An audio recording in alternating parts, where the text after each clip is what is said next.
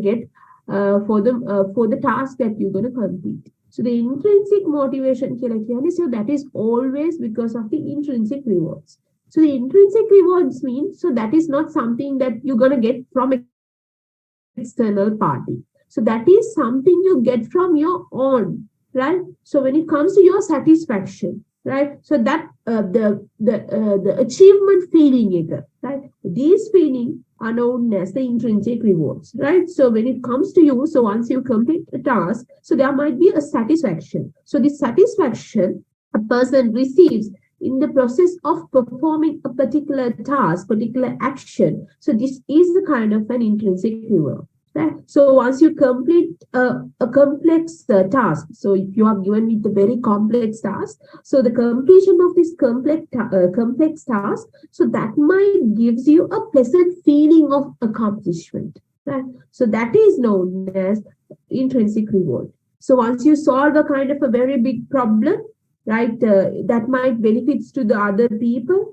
So you might feel like that you have achieved a kind of a personal mission. You have fulfilled a personal mission. So, right, so that is they are known as the intrinsic motivation. For an example, you think that there is a particular person, right? He sells education materials for helping children, right? So in order to read them well, right? So once you do this task, you won't get anything, but you have that happiness of helping poor children, right? So this is known as intrinsic reward, right? Then the next one is the extrinsic reward. The intrinsic reward will again the intrinsic motivation. So the behavior performed for its own sake. So and when you complete something just because of your own sake, because of your own happiness, because of your own feeling, pleasant feeling of accomplishment, so then it is known as intrinsic motivation. So the motivation always comes from performing a particular task, right? Then the next one is the extrinsic motivation. Extrinsic motivation in a sense, so that is always comes from the extrinsic reward. So the extrinsic rewards are given by another person, right? So when it comes to an organization, it's typically a manager. Samanya organization against the extrinsic rewards, then so that's a manager. So when it comes to a manager, that what are the things that they gives you to motivate you? So it might be a promotion, it might be an increment, it might be a bonus, right? It's not just the monetary. Money it's not just the money. So sometimes he might give you a vacation, right? Sometimes a health insurance. So that might be there, right? So when it comes to a person is motivated by giving a kind of external reward, so that is known as an extrinsic rewards, right? So we call that kind of a motivation as extrinsic motivation. So please remember, so the extrinsic motivation means that the behavior that is a kind of an extrinsic reward that is motivate you to acquire certain goals in your organization in effective and efficient manner. So that is known as extrinsic motivation, right? So motivation source is always comes from the external party. However, that is there. Now just think about a particular person who hates his sales job, right? So when it comes to extrinsic rewards, it's not just a high pay, right? On the payment sales job hectic, right? So you might get dissatisfied, right? So although you have given extrinsic rewards, right? So although the extrinsic rewards are important, good managers that they should try to help people to achieve intrinsic rewards as well, right? So when it comes to the most talented and innovative employees, that they are rarely motivated that solely by the rewards, like money and the benefits. So that is something really important. සමහර වෙලාවට ඔයගලන්ට හිතෙනවා නේද motivate කරන්න ඕනේ promotion salary එකයි විතරයි කියලා. එහෙම නෑ. දැන් එහෙම කරොත් ඔයාලට දීගෙන කොච්චර ක්‍රියද යන්නද? ඒක සස්ටේනබල් නෑනේ. ඒ හින්දා මැනේජර් කෙනෙක් externally තමන්ව payment bonus දීලා motivate කරනවා වගේම මිනිස්සුන්ව පුරුදු කරන්න ඕනේ intrinsic rewards වලට. ඒ කියන්නේ අර achieving කියන target එකට අන්න ඒකට පුරුදු කරන්න ඕනේ.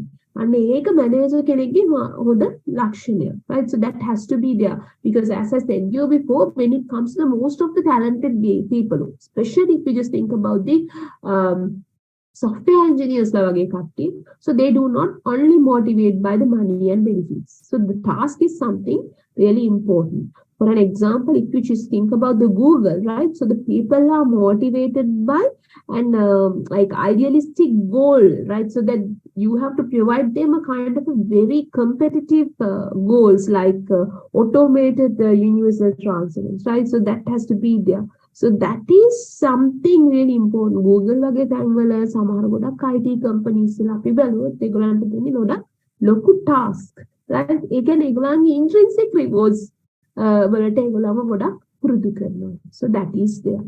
So when it comes to the motivation, so now we know the definitions. So there are two types of motivation. So that is based on the way that you're going to get the rewards. So the rewards, if you get the rewards by satisfaction or by completing a particular task, so that's mean performing for its own sake. So we call it as intrinsic motivation. So if you motivate just because of a reward that you get externally, something like a bonus, pay increment, or a kind of promotion. So then it is known as extrinsic motivation, right? So that's about the motivation basically. Then so whatever the motivation source, right? So whatever the motivation source, it can be either intrinsic or extrinsic. So anyway, when it comes to the motivations, so you can give a kind of an equation. Motivation එක හැදෙන විදිහ ගැන ඔයාලට equation එකකින් පෙන්වන්න පුළුවන්. So when it comes to the motivations of this lesson, so there are many theories that we are going to talk about to explain motivation.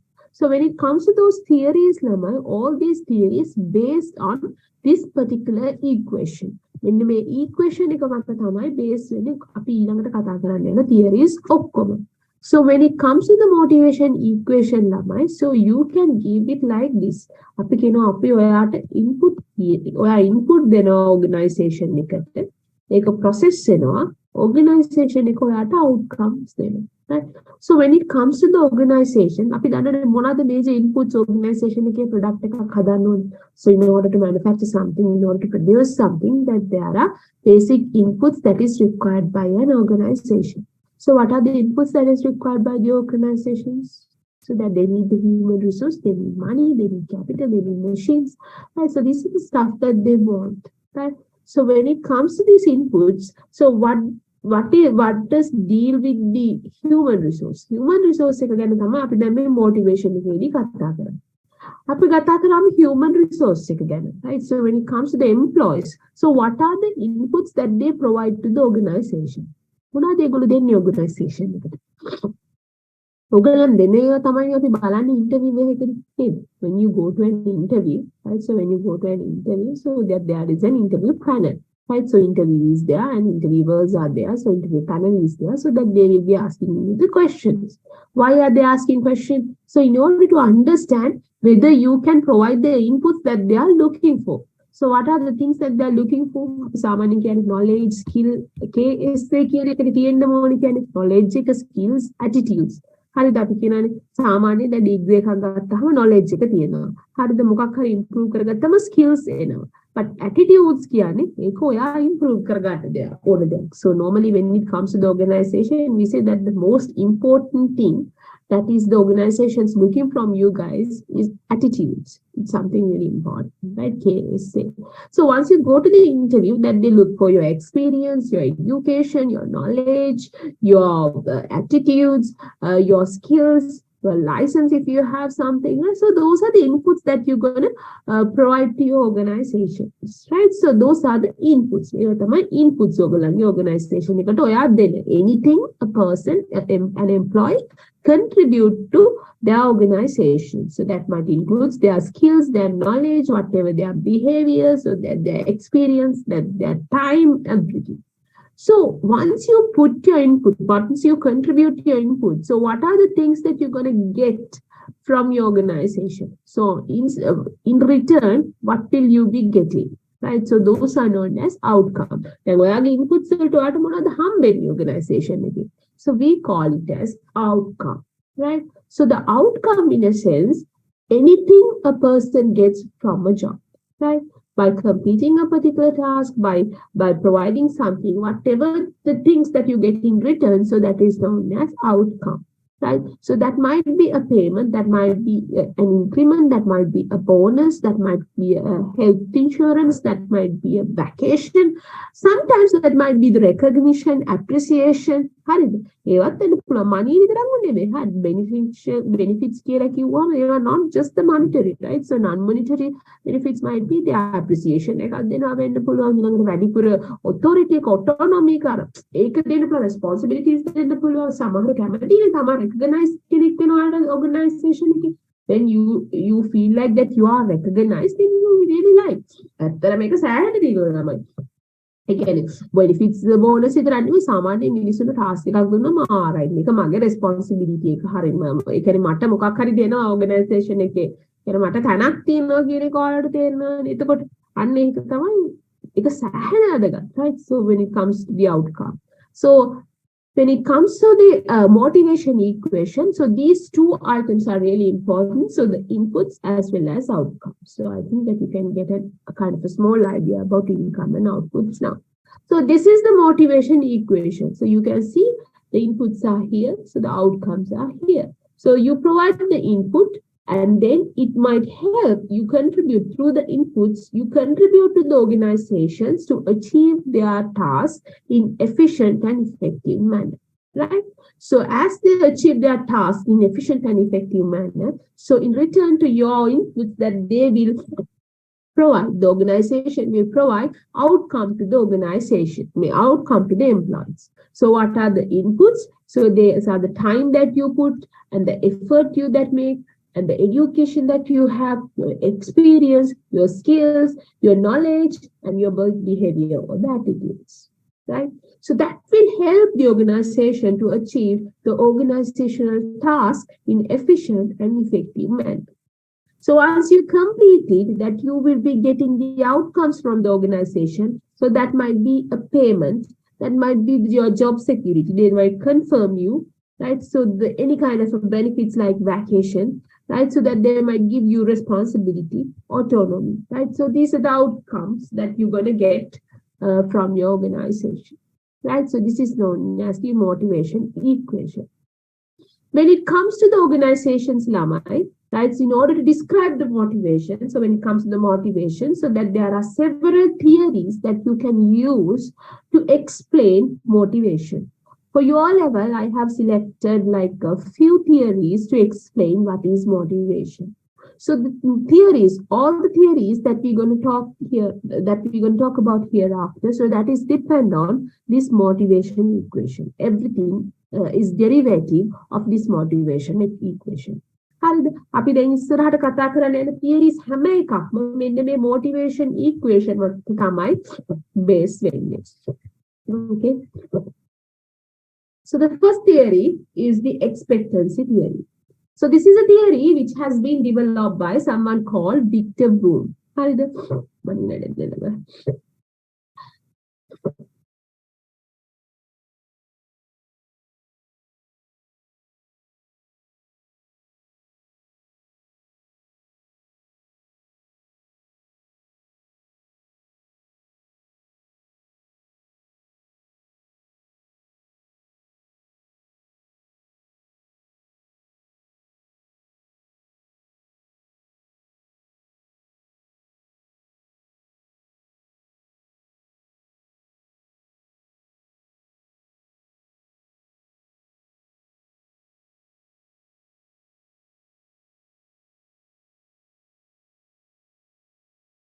Okay, let's see.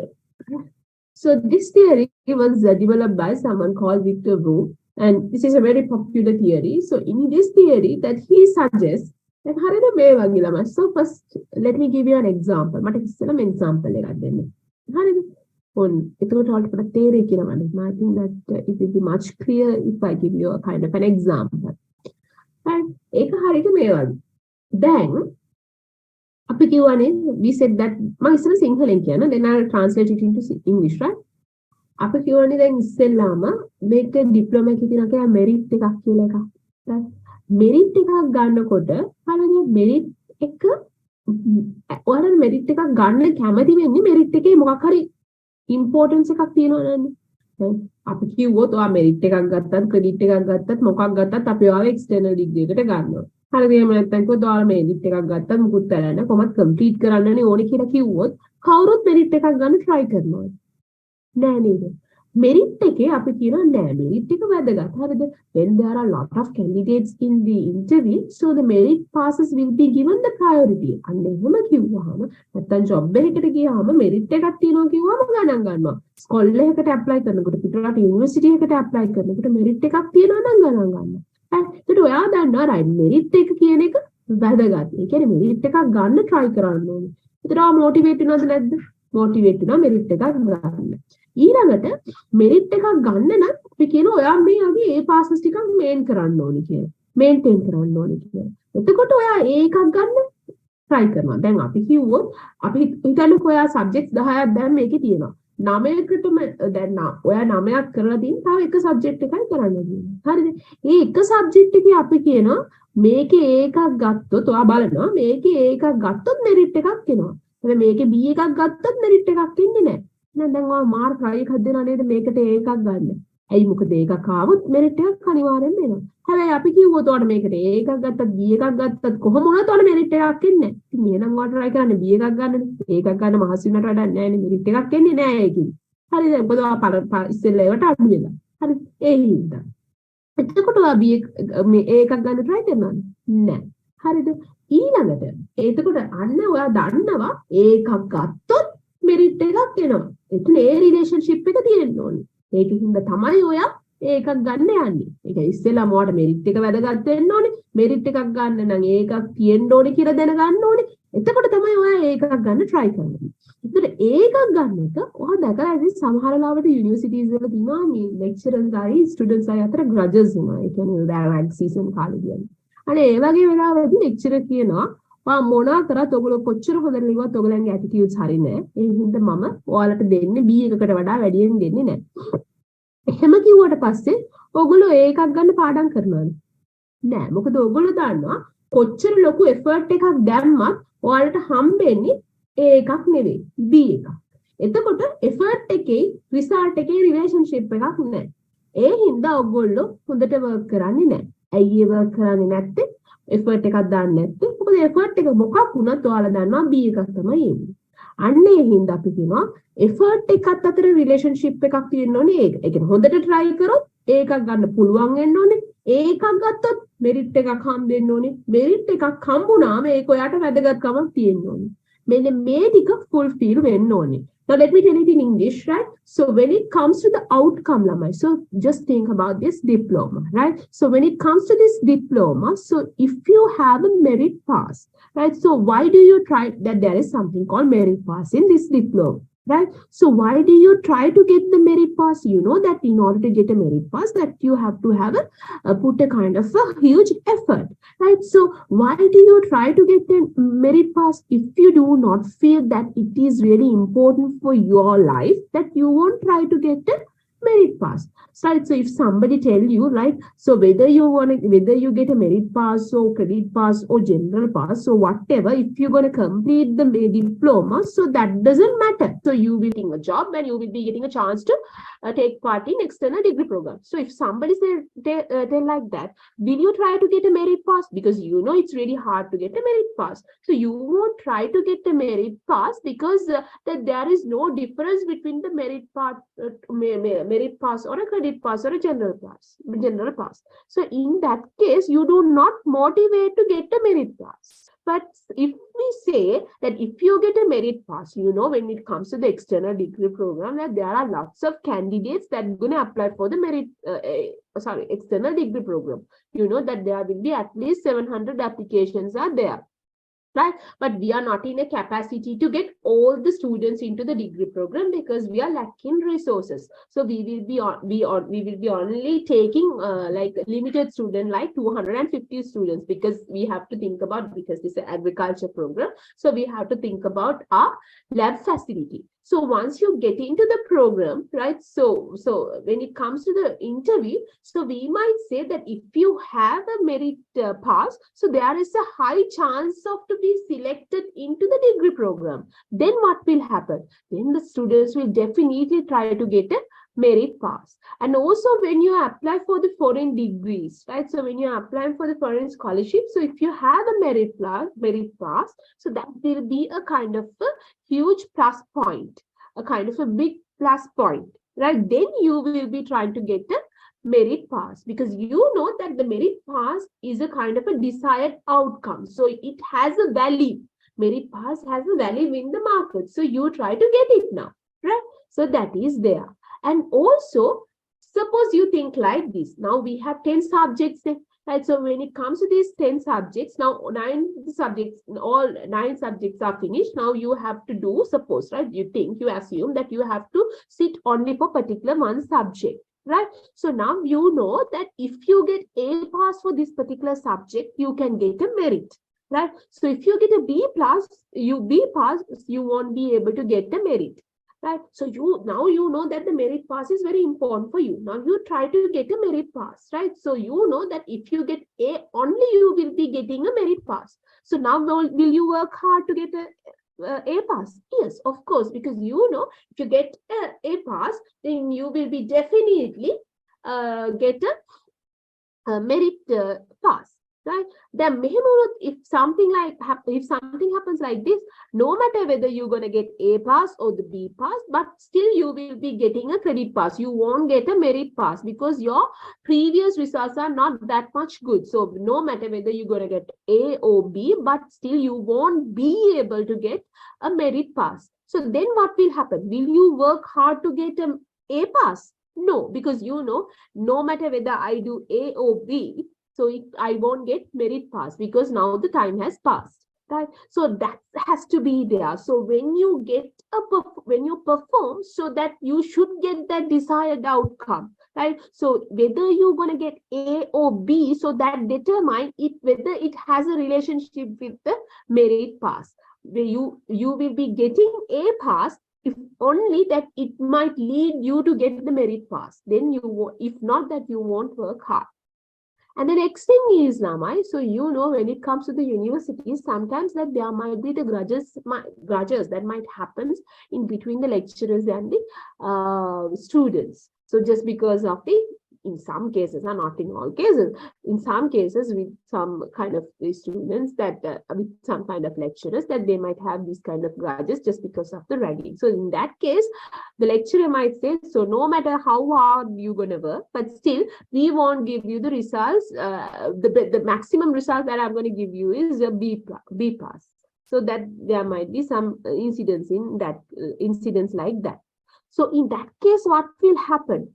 So will you work hard to get the A pass? Because you know that whatever you do, that you will be getting only a B pass. So you will be putting an effort to get only a B pass, not for A pass. Because you know that your effort has no relationship with the performance. No matter how hard you work, but you will be getting a B pass. So will you work hard? No, you won't work hard, because you know that whether you work hard or not, that you will be getting just a B pass. So this is known as the expectancy theory. So the relationship between your effort, performance, and the outcome that you're going to get. So the Victor Broom has explained this in a nice way. So he suggests that the motivation will be high when there is a relationship, right? So when your high effort leads to high performance, and high performance leads to high outcome, as well as this outcome is desired by the employees. So this is the base of the expectancy theory. Expectancy theory effort high effort එකක් lead වෙනවා high performance වලට, high performance lead වෙනවා high outcome වලට, outcome එක කියන එක තමන්ට අවශ්‍ය දෙයක්, right? So this is known as expectancy theory. So when it comes to the expectancy theory, so that he has developed expectancy theory with three main concepts, which is known as expectancy, instrumentality, and valence. Now we'll talk about these concepts. Alright, the make තමයි මම අර කිව්වේ. So when you put a high effort, you should get high performance. When you get high performance, you should get high outcome. So this outcome has to be something desired by the employee. Right? ලොකු effort එකක් දැම්මොත් ඒ එකක් එනවා. ඒ එකක් ගත්තොත් merit එකක් එනවා. merit එකක් ගත්තොත් external එකට යන්න පුළුවන්. එහෙම නැත්නම් foreign university එකට යන්න පුළුවන්. So that is there. So this is the relationship, right?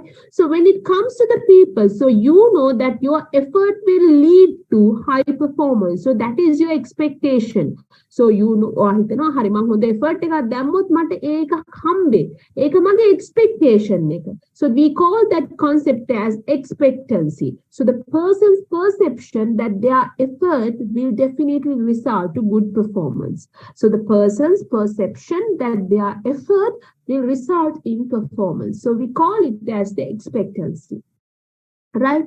So then the next one is you feel that your performance, your high performance will lead to your high outcome, right? So that means if you get A, then you will be getting a merit. So the perception, so the person's perception that the performance will result in outcome. So we call it as instrumentality, instrumentality. So then the next thing is your outcome. So you value a merit pass. You know that if you get a merit pass, so then there are many chances in the job market as well as there are many opportunities ahead. Right? So that is known as valence. How desired are the outcomes for the employee? Right? Valence. So this is known as expectancy, instrumentality, and the valence. Okay? Expectancy, instrumentality, and valence. So these are the basic concepts of expectancy theory. Okay.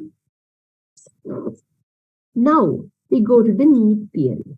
Right. So you know, Lamai, when it comes to the organizations, not the organization, just forget about the organization. If you just think about the human individuals, that you have needs, so your needs might be changed within your life cycle. Right? Then පුංචි කාලේ වුණ උරේ සෙල්ලම් බඩු. ඊට පස්සේ teen age එකට ආම තව දේවල්. ඊළඟට 20s වලට ආම වෙන දෙයක්. 30 වලට ආම තව දෙයක්. 50 වලට ආම තව එකක්. 60 වලට ආම එකක්. ඔන්න පස්සේ වෙන ඒවා. Right? So that there is a kind of a life cycle, right? So when it comes to the people, when it comes to the individuals, that what they need in their life, right? So that might change during their life cycle. So when it comes to the people, Lama, you can motivate people by fulfilling these needs. අපිට මිනිස්සුන්ව motivate කරන්න පුළුවන් මේ needs fulfill කරලා. I don't know whether you have watched this particular drama. I always say this example that Kumbio, I can remember very well that one because when I was watching that while I was teaching management. මම උගන්වන කාලේ මම ඔය නාට්‍ය දැක්කේ. ඒතකොට මට ඒකදී මතක් වුණේ අත්තනම so the first thing that came to my mind was the need theory, right? So when it comes to the Kumbio drama, right, in that drama it says that if you can remember that the main character of that particular drama, so that he made a kind of a software. And he took that software to the companies and asked them to purchase it because he said that when you have the software, if you feed all the details of your employees, then at a certain point you might get a reminder, so whatever the needs that they want. So if you fulfill those needs, then you can retain your employees in your organization. And so this is something very important. So when it comes to some of the private banks, that they have these problems, that they have to retain most of the employees as that there is a high turnover, employment turnover. And so in that case, you have to identify whatever the needs that they have in certain life stages. Right? That's how employee කෙනෙක් ඉන්නවා නම් you know that they are getting ready to marry, right? So then you have to have a kind of a marriage loan for them to arrange their marriage. So that's a kind of a requirement, right? ඒ වගේ කාලවල වලදී sometimes needs තියෙනවා, right? So you have to understand the employee needs, and as a manager you have to fulfill those needs in order to motivate employees to get the thing to do a particular task or to get the things done through the employees, right? That is something very important. So the need theory, කියලා කියන්නේ අන්න ඒකට. So when it comes to the need theory, ළමයි, so there are several need theories, and here we are going to talk about 3 need theories. අපි මේ need එක ගැන base වෙලා motivate කරන theories ගැන තුනක් ගැන කතා කරනවා. We're going to talk about 3 theories that is based on the fulfillment of needs. Right? So that is known as a need theory. So the first one is the Maslow hierarchy, and then we are going to talk about ERG theory, and then we're going to talk about the Herzberg's 2-factor theory, hygiene theory. So first we'll talk about the need theories, and then we'll talk about the Maslow's hierarchy. So need theories are monkey. So need is the kind of a requirement for the survival. So in order to live, that you have different needs in your life. Right, so that's a kind of a requirement for your survival. So you can motivate a particular person through fulfilling these needs. So as a manager, you should understand whatever the needs of your workers. Right, so when it comes to needs of your workers, so that might be different from certain dimensions. Again, ඔක්කොම workers ලාට තියෙන එකම need එක නෙමෙයි. සමහර කට්ටිය එක ලේයකට, සමහර අය එක තැනක. So you have to categorize and you have to understand whatever their needs. And you should ensure that the person will definitely receive these outcomes to fulfill their needs. අපි outcome එක දෙන්න ඕනේ, අපි දෙන benefit එක දෙන්න ඕනේ මේ need එකට tally වෙන විදිහට. Right? So that is something very important. Promotion එකක් ඕන නැති වෙලාවෙදි promotion දීලා වැඩක් නැහැ. If they do not look for a promotion, that there is no use of providing a promotion. So you should understand. සමහරවල් සල්ලි දීලා සල්ලි දැන් මම කියන්නේ සාමාන්‍යයෙන් අපි ගන්නවනේ කොහොමද 1.5 million වගේ salaries ගන්න මිනිස්සු ලංකාවේ ඕන තරම් ඉන්නවා. ඒ වගේ මිනිස්සෙක්ට තවත් salary increment එකක් දීලා වැඩක් නැහැ. So what you should want, sometimes he might need a kind of a vacation, right? So he might need more time to spend that money, right? So that is there. So you have to ensure that the person receives the outcome, the correct outcome, to align with, to fulfill their needs, right? So when it comes to the need theories, that there are 2 theories. The first one is the Maslow's hierarchy of needs. So when it comes to the Maslow's hierarchy, so when it comes to the need theory, probably the most famous content theory or the need theory that was developed by Abraham Maslow. You must be knowing even that this they must be, I'm sure that they know this. So this is known as the Maslow's hierarchy of needs theory, right? So he proposed that the people are motivated by multiple needs, and that needs exist in a kind of a hierarchy, in a kind of a ladder, right? So as you can see in this illustration, so the Maslow's identified 5 general types of motivating needs in order to fulfill the needs of their employees. Right? So these are the needs. It's a kind of a hierarchy. It's go from bottom to top. Right? පල්ලෙහා ඉඳන් උඩට. Right? So the first layer, පළවෙනි එක කියලා කියන්නේ මේ කියන්නේ ළමයි Maslow අඳුර ගන්නවා needs වර්ග 5ක්. Needs 5ක් අඳුර ගන්නවා. It's a kind of a hierarchy. So it moves from bottom to top. He says that you have to fulfill these needs in order to motivate your employees. Right? So this is known as Maslow's hierarchy. So the first one is the physiological needs. Physiological needs can be basic needs. What are the things that you need to survive? Right? So when it comes to the physiological needs, so they are the basic human physical needs. So what are the things included in the physiological needs? So you need something to eat, right? Food. Right, so you need something to drink, water, and also you need oxygen, air, right? So when it comes to the organizational settings, so it reflects that you should have at least physiological needs to survive, to ensure the survival of the employee. Right? Then අපි පළවෙනි තමන්ගේ පළවෙනි job experience එක ගැන හිතන්න. ඔයාගේ පළවෙනි job එක ගත්ත වෙලාවේ. So when I was expecting my first job, so that was my internship, right? So when I was graduating, right? මම graduate කෙනෙක් වෙන්න ඉස්සෙල්ලා අපිට තියෙනවා පොඩි internship එකක් කරන්න. මාස 6ක job එකක් කරන්න. හරිද? ඒක තමයි මගේ පළවෙනි job experience එක. Right? So when I was having my first job experience and I was looking for my internship placement, right? So I didn't expect many things. I didn't expect for big salary. I didn't expect for promotions. I didn't expect for the confirmation. So all I wanted was to complete this task in order to complete my degree program. So what I wanted was that I wanted to travel there every time. So I just wanted to travel, have the travel expenses, food expenses, and I was very close, lived in very nearby proximity. So I never had never wanted to rent a place, right? So what I was looking for is like a kind of a small lump sum, a kind of a small allowance in order to survive. So that was what I expected. So in your first job also, that you don't expect something big, right? So you want to get experience. So that's your intention, right? So you might get your new appointment even with a kind of a very small salary, because you know that you can survive with that small salary. මේ පොඩි salary එකකින් අපිට survive වෙන්න පුළුවන් නම් අපි යනවා job එකට. මොකද අපිට මේ වෙලාවේදී තියෙන්නේ fulfill කරගන්න physiological needs විතරයි, right? So because we are at the very bottom of this layer. Then මොකද වෙන්නේ? So now you got the appointment and now you're working there.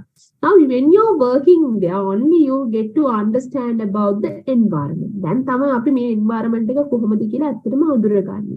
ඊළඟට when you join a particular company lamai, so that there is a probationary period. You know, whoever join a particular company, you are given with the probationary period, right? So that might be either 3 months or 6 months, right? So once you perform well, only that they will give you the confirmation. So at that time, so there is a high insecurity of your job, right? Then අපිට sure නෑ කොයි වෙලාවෙ අපි අයින් කරන්න පුළුවන්ද කියලා, because we are not in the confirmed category. So the safety, now what is your intention? දැන් ඔයාව motivate කරන්න පුළුවන් එකම දේ මොකද්ද? Job security එක. So if I say that, of course, if you work hard, you will definitely get the confirmation after 6 months. So then you will definitely work hard because you need to get the confirmation. Confirmation එක දෙන්න නැතුව මං කිව්වොත් තව allowance එක වැඩි කරනවා කියලා. So it is not your expectation, right? So you don't work hard because of the payment. You will work hard to get the confirmation. So that is your requirement. So this security. So not only that, lamai, so but also you are looking for the environment. Varna physically දැන් කොච්චර confirmation එක හම්බේ කියලා හිතුවත්, salary වැඩි වෙයි කියලා හිතුවට, you still feel like that this environment, whether this is safe. Right, samahara velawata physically you are thinking about the setting. So if you feel like this setting is really dangerous, when you work in a lab, you might feel like it's really dangerous. So that safety is not there. And also when you work somewhere that there is discrimination, highly harassments are there. So if the sexual harassment and the gender discrimination is there, so then you might feel like the place is not safer for you to continue your profession. So then you will definitely leave the organization, right? So you won't motivate to stay there, work there. Right? So the safety is something really important. So the second need is safe. ඉස්සෙල්ලාම කාලා බීලා survive වෙනවා. ඊට පස්සේ සමගින් safety එක බලනවා. So that's what it says, right? So when it comes to safety needs, so that includes the safe, in a sense, the physical as well as the emotional. Physically as well as the emotionally, අපිට safety එකක් දැනෙන්න ඕනේ. So we should feel like we are free of threats, right? So that is the freedom of violence. Right, so you know, when it comes to the orderly society එකක් කියලා කියන්නේ, අපි කියන orderly society එකක් කියලා, ඒකක සාමාන්‍යයෙන් violence නැති වෙන්න ඕනේ. අපිට දැන් අපි කියන මාළයක් දාගෙන යන්න බෑ. එහෙම කියන්නේ ඒක orderly society එකක් නෙවෙයි. තමන්ට කැමති දෙයක් දාගෙන තමන්ට කැමති විදිහට යන්න පාරේ ඇවිදින්න මිනිස්සුන්ට හැකියාව තියෙන්න ඕනේ. So that's known as the safety. So the freedom. Right? So when it comes to the freedom, so what's there, right? So when it comes to the organization, it has to be free of violence. So it has to be an orderly society, right? So when it comes to the organizational workplace, safety has to be there. So it has to reflect that safety in your job, right? So the job security and the environment, right? So job setting, so that has to be safe, right? So when it comes to the safety, so that represent both physical and emotional safety, right? So that's about the next step. එතන මේ වෙලාවේදී ඔයා දැනගන්න ඕනේ, account manager කෙනෙක් විදියට you should understand now the employee's requirement is this. අපි දෙන්න ඕනේ මෙන්න මේ ටිකයි යාට ඕනේ. Thank you, Tandaka. Okay, now you understood, right? Of course, that there is no violence in this organization, so that is safe. As well as you got the confirmation, now the job security is done. So now you move to the this next layer. So you are in this layer. Right? So although you get the confirmation, so you might have experienced this stuff if you are a working person, right? So when it comes to if you're already employed, that you know this experience.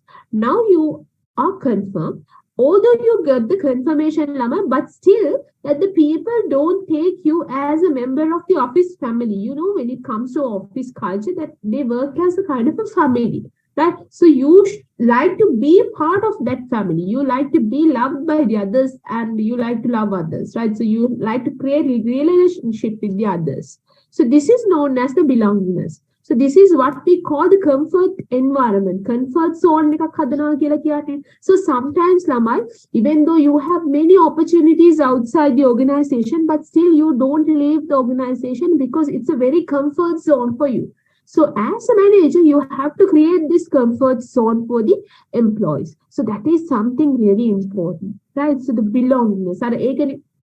සමහර වෙලාවට අපි දැන් ගත්තත් ඔගනයිසේෂන් එකක් මිනිස් අපි දැක්න සිකුරාදට හැමෝම එකතු වෙලා මොකක් හරි යනවා එළියට පබ් එකකට යනවා වෙන්න පුළුවන් ඊළඟට shopping යනවා වෙන්න පුළුවන් ඒකට මේකේ ඔයාලට part එකක් ගන්න බෑ join වෙලා confirm වෙච්ච ගමන්ම right so it takes time right so this is now your requirement දැන් ඔයා බලාපොරොත්තු වෙන්නේ මේක දැන් කොච්චර salary වැඩි කරත් නැත්නම් ඔයාලට නිකන් යන්න ආස හිතෙන තැනක් වෙන්නේ නැහැ නේ office එක you don't feel like that I need to go there because it's not such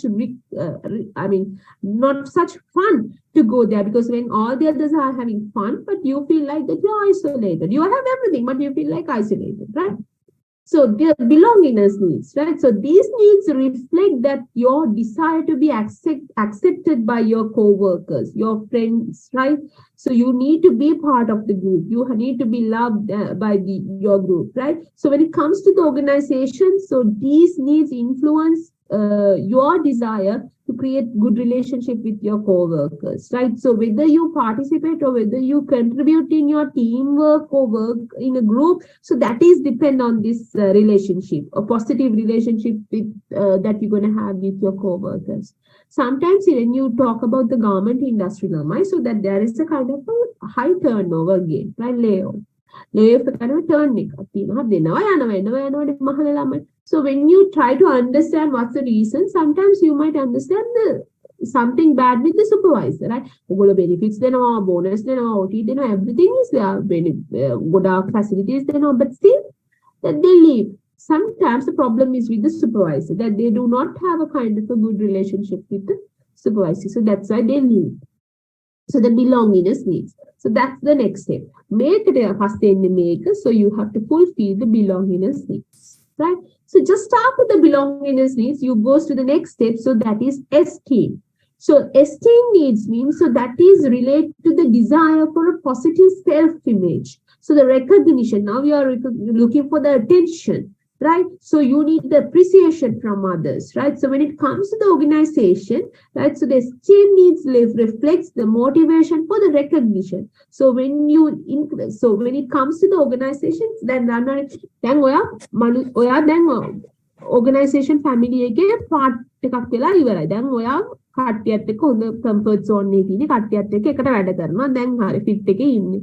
දැන් ඊට පස්සේ මොකද්ද ඕනේ? දැන් නිකම්ම ඉඳලා හරියන්නේ නැහැ. දැන් ඔයාලු හිතනවා මම දැන් මෙච්චර කාලයක් මේක වැඩ කරා. I have been working there for so long and I should have a kind of a recognition. So when somebody do something that they should ask from me. So you are looking for the attention, but because now you have the experience in your organization. So that is known as esteem, right? So you are looking for the attention, appreciations and the recognition. And so that definitely come with the time. Right? So you should understand, as a manager, you should understand the employees in this stage and you should provide them some of the rewards in order to fulfill their needs. So මොනවාද දෙන්න පුළුවන්? Product responsibilities දෙන්න පුළුවන්, ටිකක් high state එකක් දෙන්න පුළුවන්, right? Credit එකක් දෙන්න පුළුවන්. සමහර organizations වල ඔයගොල්ලෝ දැකලා ඇති අර gold coins දෙන්නේ 5 years complete to normal, 10 years complete to normal, 15 years complete to normal, that they provide gold coin. So this is a kind of a good example for esteem, right? Esteem karani and esteem situation because you are a credit for the contribution for the organization. So they say, okay, you have been working there for 5 years, 10 years, 15 years. So we're going to reward you for this. So that there will be a separate event and that they will appraise you and then there will be an appreciation as well as that they will reward you with the gold coin. It's not just the gold coin, but you're looking for this appreciation because now everybody knows that I have been there for such a long period and that attention has to be given. So that is known as esteem. සමහර වෙලාවට අවුරුදු 15 20ක් හිටියත් අපව ගණන් ගන්න නැත්නම් අපිට එතන ඉන්න හිතෙන්නේ නැහැනේ. දැන් අපි යාළුවෝ තමයි කට්ටියත් එක්ක වෙනකොට අපිට attention එකක් නැත්තත් recognizing එක නැත්නම් senior කෙනෙක් කියලා. So that is there. So you should understand it. දැන් මේ belongingness වෙලාවේදී manager මොනවද කරන්න පුළුවන් relationship එක වැඩි කරන්න. You can create events, you can have the parties, get-togethers, then the people will talk to each other and become friends, right? So this is esteem. Then so the last one, so the self-actualization need. So that is the most top, need layer. So when it comes to these needs, so that includes self-fulfillment, right? So when it comes to this is the highest need category. Right. So when it comes to this category, so that they are developing full potential, right? So full competency, they are becoming better person. So when it comes to self-actualization, so in an organization, so you are providing people with many opportunities. So as a manager, you should provide them many opportunities like training, then foreign trainings, then and creative when a chance, product challenging project, and so that is known as a self-actualization stage, right? So you try to have better version of you, right? Api challenge karana, api better version එක අපෙන් ගන්න හදනවා, right? So that's there. So that is known as self-actualization, right? Then we have to go to the ERG theory. So just before we go to the ERG theory, I'll have a small break. Break breakfast. That's 8:30 again. 30:35. Yes. Let's have a break. You take your breakfast and I take mine too, okay?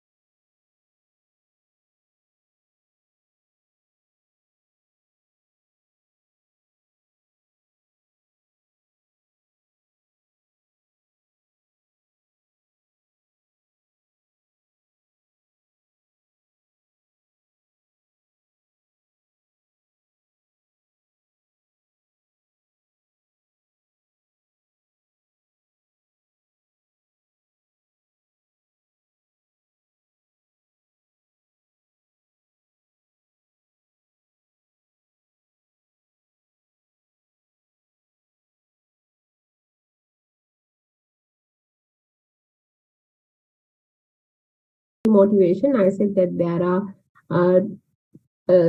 when it comes to the motivation, I said that the expectancy theory is there, and then we started to talk about the need theories. So when it comes to the need theories, I said you that there are three main theories: Maslow's hierarchy, ERG, and the Herzberg's two-factor theory.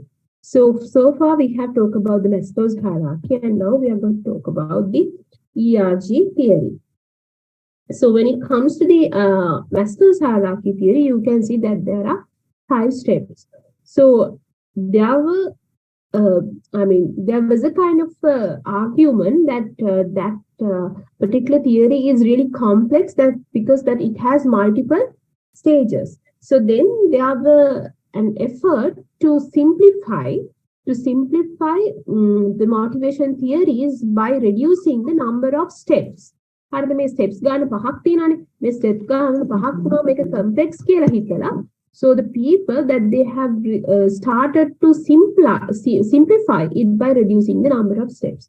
So the ERG theory is such a result that came from reducing those steps, right? So when it comes to the ERG theory, it's a kind of a modification that has been proposed for the Maslow's hierarchy to simplify. Because then when it comes to the Maslow's hierarchy, so there is a criticism against Maslow's hierarchy that it has many steps. So as a response that there were a proposal to modify this by reducing the number of steps. So instead of 5 steps in Maslow hierarchy, in ERG theory, we have only 3 steps, right? So we have only 3 steps. So if you can think about the Maslow's hierarchy, Maslow's hierarchy කියේදී ළමයි සාමාන්‍යයෙන් අපි මෙන්න මේ පල්ලෙහා තියෙනවට for these the needs that you have on bottom. So because you know that it's a kind of a ladder, so we go from bottom to top. So the needs on the latter part, so the bottom, so we call them as the low order needs. ඒක ඉස්සෙල්ලාම තියෙන low order වනේ පොඩි ඒවානේ. එන පොඩි requirements. So the low order needs. So on top you have the higher order needs, right? So according to the Maslow's theory, low order needs take the priority because you need those stuff for the survival. They must be satisfied before you go to the higher order needs, right? මේවා activate කරන්න කලින් මේ ටික කරලා ඉන්න ඕනේ. මම කිව්වේ ඉස්සෙල්ලාම food මේවා safety මේවා නැතුව එකපාරට salary වැඩි කරලා වැඩක් නැහැ. Confirmation ඒ ඔක්කොමත් එක්ක තමයි යන්න ඕනේ. So the first you have to satisfy the low order needs and then you have to activate the higher order needs. So the needs are satisfied in a kind of a sequence, right? So the physiological needs come before the satisfied needs. So the satisfied needs before the social needs and so on. So the person who needs physical safety, so that if a person's requirement is the physical safety, first you have to provide the security and the safer environment so that he will not be concerned with the esteem needs or self-actualization needs. So you should understand this, right? So once the need, a particular need is satisfied only, then they will go to the next level, right? So that's something really important. Right? So when it comes to the ERG theory, so as I said you before, so now they have only 3 steps. So how they have simplified how they have simplified it into 3 steps is like this. So that they have taken these low order needs and higher order needs separately. For this low order needs that they have taken it as the existence, then the relatedness. For the higher order needs that they have taken the growth. So that is known as, those are the 3 steps that you see in the ERG theory. Existence, relatedness, and the growth, right? That's why it's called ERG, right? ERG means the existence, relatedness, and the growth. So when it comes to the existence, so most of the theories, most of the needs that we discussed on the physiological and the safety comes to the existence. Right? So you need food, water, shelter, and safety, everything is there. Right? So the existence. So what are the things that you require? The food, water, shelter, and the safety. So in that case, the manager, that they have to provide a kind of a basic salary to buy these items. So that is the requirement, existence. And then they are in the relatedness stage. So when it comes to the relatedness, now they are looking for the interpersonal relations, feelings, just like the Maslow's hierarchy. So you have to have more events, and you have to have create events and organize some events to create build relationship, right? And also you have to create teams, and you have to give them the feedback. So that is how you can create the relatedness. Then the growth. So these are the higher order needs: esteem and the self-actualization, self-development, creative work. So how can the manager provide them? So the manager should give them the opportunities to improve their self, right? So the training, high tasks, and complicated tasks, projects. So these are the way that you can use to motivate the employees at the growth stage. So the ERG theory, it's a kind of a simplification for the Maslow's hierarchy. So when it comes to the Maslow's hierarchy, there was a criticism that there are many layers and it's really complicated when you try to take it to the practical level, field level. So therefore, people try to simplify the Maslow hierarchy by reducing the number of steps, so that they have reduced the number of steps by taking the low order needs and the higher order needs separately.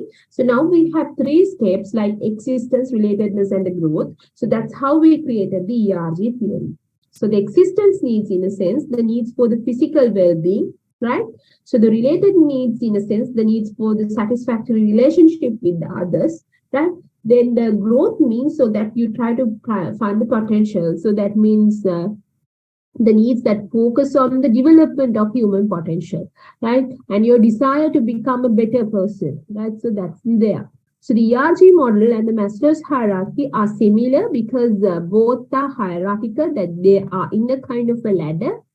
That we assume that the individuals that they move from bottom to top. So it's a kind of a hierarchy, one step at a time, right? So first you have to go through the first step, and then the second, and then the third, right? So anyway, when it comes to the ERG theory, here we have reduced the number of need categories to 3 and proposed that the movement up the hierarchy is more complex when it comes to the Maslow's hierarchy, right? So that's about the Maslow's and ERG theory. And now we are going to talk about the hygiene theory, or the 2-factor theory, that has been proposed by the Herzberg. Herzberg lamai, so he did a kind of an experiment, right? So he just looked at he just selected number of employees, and then he just looked at the time, the time that they work happily. So then he just list out the factors that might reason for their happiness. And also then he just look at a time, the same group of people who were unhappy. So then he listed the number of factors that made them unhappy. So by using that, he created 2 types of separate dimensions that might contribute to the employee's behavior, work behavior. So he called them as hygiene factors and the motivator factors, motivator needs and the hygiene needs. Right? So that is focused on the outcomes that can lead to high motivation, job satisfaction, and also that can prevent the dissatisfaction. That we call them motivator needs and the hygiene needs. So we'll talk about them now. Hygiene needs. Then we move to the motivator needs. Hygiene needs if you don't have these factors, people won't live in that particular organization, stay in that particular organization. This is also something you can tally this, you can align, you can compare this with the Maslow's hierarchy and the ERG theory. Up to low order needs and higher order needs here. So we said that first you have to satisfy the low order needs. Low order needs that you don't know the ministry organization in and main needs hygiene needs. So there are some set of needs that they have to be there. You have to fulfill them in order to retain your employee. If not, that they will definitely leave. Satisfy adugani tiyaganda dissatisfied dissatisfaction natuwa inda adugani metika tiyennu. You have to understand, even though you have the hygiene need, it doesn't make that your employees are, it doesn't mean that your employees are satisfied. How is satisfied when they have may needs in that? When they come again, unsatisfied na to dissatisfied when they don't yagan no pulwa. Then he turned for the working environment job security harassment නැති වෙන්නේ. So those are the essentials. ඒව නැත්තම් මිනිස්සු ඉන්නේ නැහැනේ. ඒව තිබුණා කියලා satisfy වෙන්න දෙයක් නැහැ. හරිද? දැන් අපේ රටේ ඇවිල්ලා අපි දැන් economic crisis එකක් තියෙනවානේ. හරිද? එතකොට අපි dissatisfied. හරිද? අපි motivate නැහැනේ මේ වගේ රටක ඉන්න. එහෙම කියලා දැන් ඒ වුණාට අපිට ජීවත් වෙන්න බැරි කමකුත් නැහැනේ. ඒක කියන්නේ අපි ඉන්න neutral stage එකේ satisfied නැ dissatisfied. හරිද? So anyway, when it comes to an organization, so you should have at least the minimum stuff that there should be. So when you have the minimum stuff, it doesn't mean that you motivate to do more and more, but still you are not dissatisfied. level එකක් තියෙනවා කියලා හිතන්නකො. හරිද? මේ තියෙන්නේ neither dissatisfied nor satisfied. මෙතනදී neutral. හරිද? හැබැයි මේකෙන් පල්ලෙහාට ගියොත් ඔය dissatisfied. මේකෙන් උඩට ගියොත් තමයි ඔය satisfied වෙන්නේ. If you go beyond this, that you are satisfied. If you go below this, that you are dissatisfied. Right? මේ hygiene needs තියෙන්නේ මෙතන. So if you don't have the hygiene needs, you will be dissatisfied. මේ ටික ඔක්කොම පිරෙව්වොත් ඔයා satisfied වෙන්නේ නැහැ. මෙතනින් එහාට යන්න බෑ. But you will come to the state where you are neither dissatisfied nor satisfied. Right? So these are known as the hygiene needs. So that is related to the physical and psychological context of the work. Right? So when it comes to the working environment, so there should be good work environment, freedom of violence, as well as there should be no discrimination, payments, basic payments, and job security. Right? So when the hygiene needs met, so the workers that if you cannot meet the hygiene needs, right? So if you cannot meet the hygiene needs, so that means the workers are dissatisfied. But you should understand when you meet them that they are not dissatisfied, but you cannot, they are not dissatisfied. They are not dissatisfied, but they are not neither satisfied too. Getting neutral. Egolang satisfied karanna bෑ. Satisfy කරන්න නම් ඕන එක තමයි motivated needs කියලා කියන්නේ. So in order to satisfy them, that you should have the motivated needs, that the autonomy, responsibility, interesting work, so that has to be there to motivate them. So the motivators that they focus on high level needs, right? So they include like achievements, recognitions, responsibility, opportunity for growth, right? So that is something really important. So the Herzberg believed that when the motivators are absent, right, so the workers are at the neutral level, right? So but when motivators are present, so the workers are highly motivated and satisfied. So that's why I say when the making a diagram making a hondata be tere. So when it comes to this level, so we say it's the neutral level, which is known as neither dissatisfied nor dissatisfied. Method is satisfied to dissatisfied to neutral. So here you have the hygiene factors. So that means the working conditions, payment and security, company policies, supervisors, interpersonal relationships, those stuff are there. So we call this area as the area of dissatisfaction. Area of dissatisfaction. And so if you don't have this stuff, you are dissatisfied. Fulfill satisfied dissatisfaction. So you will come to the neutral state. So in order to be satisfied, you have to go beyond the neutral level. So in order to go beyond the neutral level, so you should have the motivators. So this area is known as the areas of satisfaction. So the motivators are there. Right? So the achievement, recognition, responsibility, work, personal growth, everything is in here. Right? So that's about the hygiene factors. So I think it's clear now. So when it comes to the Herzberg theory, we call that there are two factors that can use to describe the state of satisfaction and dissatisfaction of the employees. So those are the motivated needs and the hygiene needs. Now we are going to talk about the equity theory. Equity theory කියලා කියන්නේ රමයි සමානාත්මතාවය කියලා කියන්නේ. අපි හිතනවානේ සමානාත්මතාවය කියලා කියන්නේ everybody get the same කියලා. No, it doesn't mean like that, right? ඒ කියන්නේ පන්තියක ඔයාලා පන්තියේ ඉන්නකොට හොඳට වැඩ කරන එක්කෙනාටයි නරක වැඩ කරන එක්කෙනාටයි නරකට වැඩ කියන්නේ the person who do not work hard and the work hard, it doesn't say that everybody will get A pass. It is not equity. ඒක නෙවෙයි equity කියලා කියන්නේ. හැමෝටම එකක් හම්බෙන එක නෙවෙයි. හැමෝටම සල්ලි හම්බ වෙනවා කියන එක නෙවෙයි. හැමෝටම එක work condition එක හම්බ වෙනවා කියන එක නෙවෙයි equity කියලා කියන්නේ. ඔයා හොඳට වැඩ කරොත් ඔයාට හම්බ වෙනවා කියන එක. මෙතන equity එකක් නැහැ කියලා අපි රටක කියන්නේ හොඳට වැඩ කරලත් මහන්සි වෙලා රටක වැඩ කරලත් ඒ මිනිස්සයාට හොඳට ජීවත් වෙන්න බැරි නම් so then there won't be an equity. හරිද? වැඩ කරන්නේ නැතුව තනිකර හොරනකම් කරලා දැන් අපි ගත්තාම පාර්ලිමේන්තු එකේ වැඩක් කරන්නේ නැහැ නේ. ඒ වුණාට ඒගොල්ලෝ මාර benefits එක ජීවත් වෙන ඒක නම් එතන කියනවා equity එකක් නෑ එතකොට කියලා. equity කියලා කියන්නේ වැඩ කරන්නේ නැති මිනිහටත් ඒකම හම්බෙන්න ඕනි කියන එක නෙවෙයි. වැඩ කරන මිනිස්සු ඔක්කොටම ලැබෙන ඕන දේවල් හම්බෙන්න ඕනේ benefits. So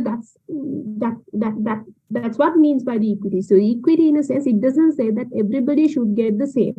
The one who work hard should get it. So that's why it's me, right? So when it comes to a society, when the person who don't work hard, when he gets lot more than the person who work hard, then there is no equity. So that's why we say. So just like that, when it comes to the employment, when it comes to the organization scenario, so when you have the co-workers, when you have a lot of employees, when they work hard, so what are the things that they provide? So the inputs, right? So we said that their skills, their knowledge, their experience, their effort. So that's their input. And so when they put some input, so that they have to get something in return. So that their input outcome, so that outcome should be proportionate to their input. Right? That has to be equal. So equal when on an outcome to input ratio, outcome, it's not the outcome, but the outcome to input ratio. So in relation to the outcome that you get in relation, in proportionate to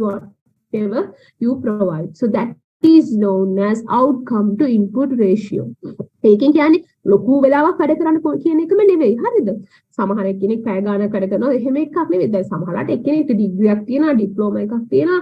එහෙම වෙනවනම් එයා ඒකිනුත් එයා output එකක් දෙනවනේ. ඒ knowledge එක දෙනවා. So that is the outcome to input ratio. ඒකත් එයාගේ input එකක්. Input is not just the time and the effort, but also your knowledge, also your experience. Everything is there. So when it comes to the outcome to input ratio, so you have to compare your outcome input ratio. When it comes to the employees, that they always compare their outcome to input ratio with somebody else. So most of the time, so that is a co-worker. We call them as the referent. අපි referent කෙනෙක්ට comparatively තමයි බලන්නේ අපේ outcome input ratio එක. For an example, when you work somewhere, දැන් ඔයා බලනවා හරි මට ඩිග්‍රී එකක් තියෙනවා. මගේ යාළුවට ඩිග්‍රී එකක් තියෙනවා. එයාත් වැඩ කරන්නේ උදේ 8 ඉඳන් 8 වෙනකම්. මමත් වැඩ කරනවා උදේ 8 ඉඳන් 5 වෙනකම්. ඇයි එයාට වැඩිපුර හම්බෙන්නේ? ඇයි මට නැත්තේ? Because our outcome input ratio is equal. Right? So you feel like that there is no equity. හරිද? ඔයාට වෙනවා හරි මට තියෙන ඩිප්ලෝමා එකක්. එයාට තියෙන ඩිග්‍රී එකක්. අපි දෙන්නම 8 ඉඳන් 5 වෙනකම් වැඩ කරනවා. But he gets lot because he has a degree, I don't have a degree. So then the inputs that he contribute to the organization is more than mine. So you know that. So you have to compare the outcome input ratio. So if you provide the same inputs like your referent, then you should get the same outcome like your referent, right? So that is there. So when it comes to the equity theory, so the perception of the fairness of work outcome that is in proportionate to the inputs, so that is known as the equity, right? So when it comes to the equity, so you always consider the outcome input ratio. So here you always compare your outcome input ratio with another worker. So we call this as the referent, right? So the referent is some kind of a similar worker to you, right? So equity exists when the person perceives that their outcome input ratio is equal to the reference ratio, right? So that is something really important. Okay, if the referent receives more outcomes, then they should provide more inputs. So that's there. So with that, we have come to the end of motivation theory. Right? So when it comes to the motivation, we have defined what is motivation, and we said that there are two types of motivation, like intrinsic and extrinsic. So that is based on the type of reward that we use to motivate our employees. And then it comes to the motivation equation, right? So we said that the employees provide input, and in return that they will get the outcome. So based on this equation, then we try to build motivation theories. So the first theory that we discussed was expectancy theory. So in here that we said that there are the three important concepts that you should focus on, like expectancy, instrumentality, and the valence. And then we talk about the need theories. We have focused on three theories like Maslow's hierarchy, ERG theory, and the hygiene theory. And then we started to talk about equity theory. So with that, we are going to finish the motivation chapter because, when it comes to the motivation, it's a very big chapter, long chapter. There are many things to discuss, but still, as this is the diploma level, we have trimmed out the stuff that you have to study, because once you go to the degree, even that you have to study there should be something to study, right? So with that, motivation is over. Now let's go to the next chapter. So the first down and 4 more to go, right?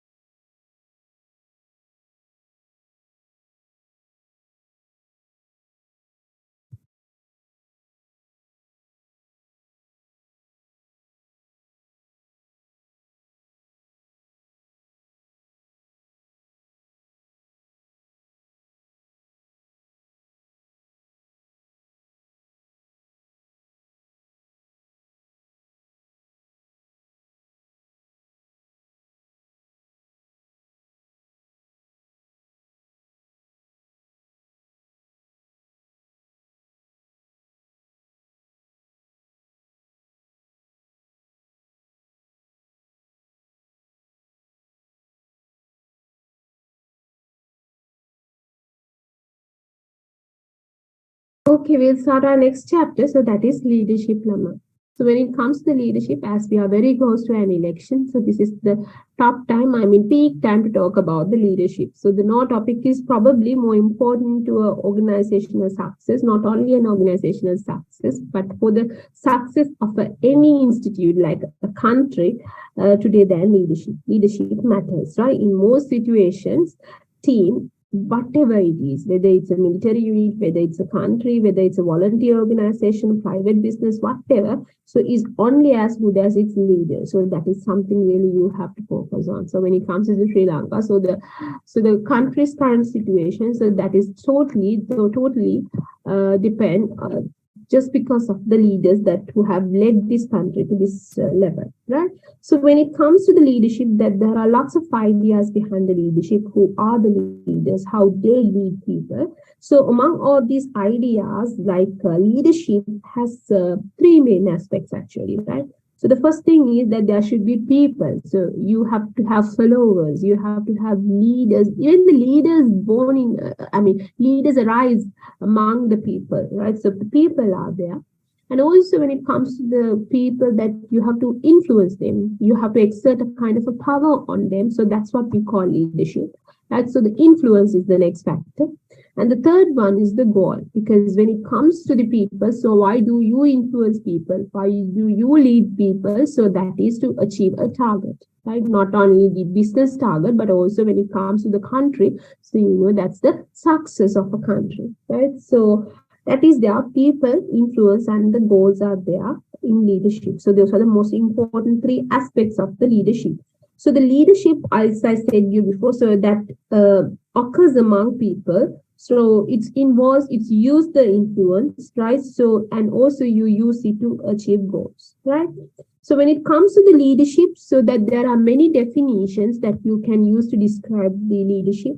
So right here, I use the leadership. I define leadership as the influence ability or capacity to influence people towards achieving goals, right? So when it comes to the managers, right, I said you that whether you have a plan, uh, right after you have a plan, then you organize the stuff, but still you have to influence people to do the particular task. You have to influence them to get the things done. So how you going to lead them? So it's very complex task. So that's why I said that we have to divide these leading function into many sub chapters. So first one was the motivation, and the next one is the leadership. So now we are in leadership. So when it comes to the leadership, as I said you before, so that is your capacity as a manager or as a person to influence people towards achieving the goals. Right? So when it comes to the leadership, so please understand. So it's a people activity, right? So it's different from administrative paper shuffling or problem solving activity. හරිද room එකක් ඇතුළට වෙලා file එකක් බලනවට වඩා file එකක් mark කරනවට වඩා මේ වගේ zoom lecture එකක් කරනවට වඩා, so that is totally different. So the leadership, it's a people activity, so that is different from any kind of an administrative activity. So leadership is very dynamic, and it involves using power or the influence, right, to get the things done through the people. Right? So that is something really important. When it comes to the leader, Lama, so the leader is the person who exerts the power or the influence towards people. So he is the leader. So the leadership, so here you can see the definition. So it's a kind of a process where you influence others, you inspire them, you motivate them, you direct them to achieve the organizational goals, right? So definitely when it comes to the leadership, when you have a good leader, so that that take you towards the productivity of the organization. So that means that increase the ability to meet the challenges as well as the productivities and the targets of the organization, not even in the organization, but also in a country, right? So the leader is the person who exerting this influence or the power to the people. So when it comes to the lead summer, so that the way that you take your people, your followers towards the target might be different from one person to another person, right? So if you just think about Mahatma Gandhi, if you just think about Teresa, if you just think about Hitler, Martin Luther King, as well as if you just think about Abraham Lincoln, and also if you just think about Donald Trump, and if you just think about the Joe Biden, if you just think about Vikram Singh Mahinda Rajapaksa, so that they are different leaders. They have different styles, right? So the way that they take their followers towards the target, so that might be different from one person to another person. So personal leadership style, we call this as the personal leadership style. Because that they don't go towards the target, that they have their only individual targets, right? So when it comes to the personal leadership style, right? So that's the way that the leaders close to influence others, that how they influence the others, that the method is different from one person to another person. So we call it as personal leadership style. So please remember, when it comes to the personal leadership style, so that might be different from one person to another person, right? So when it comes to the leaders, so how the leaders are different from the managers. How the leaders the managers lagging in us saying, huh? So when it comes to the good managers, we call that they have to be the good leaders too. That's the effective managers, that they have to be leaders too. So, but you cannot expect the leadership from each and every manager, right? So there might be some of the conventional managers that they execute only, they implement the role of a manager, but not the leaders. manager අපි සාමාන්‍ය management වලදී බලාපොරොත්තු වෙන්නේ ඇත්තටම leaders ලට වඩා managers ලා මිනිස්සු කැමති හරියද ඇත්තම කතාව ඒක හරියද so when you go to an organization that they don't like to have leaders සාමාන්‍ය organization owners ලා කැමති නෑ leaders ලා එනවට owners ලා කැමති managers ලා එනවට මොකද manager කෙනෙක්ව replace කරන්න පුළුවන් but you cannot replace a leader, right? Because when it comes to the leader, it has a kind of their own image, right? So it's not easy to replace a leader by a manager. So that's why when you become a leader, that you might get a kind of a high compensation from the organization. So the best example is like, if you just think about the mass holdings, you can, I think, even though you don't know the owners, that people know Diane Gomez, right? That he left now the company, but anyway, people knew him, right? Because of his leadership, right? So therefore, that the company, that they had to pay a kind of a high compensation for this leadership. So when it comes to the organization, that they don't like to have leaders, but they like to have managers. But anyway, when we're talking about theories, theoretically, we say that the managers have to be leaders too, right? That is not the practical scenario, right? So once you go to the field, or once you go to the company, you see something totally different. So when it comes to a manager, අපි කැමති එක්කෙනෙක්ට rely වෙන්න නෙවෙයි අපිට organization එක නවත්තන්න බෑ එක්කෙනෙක් ගියා කියලා.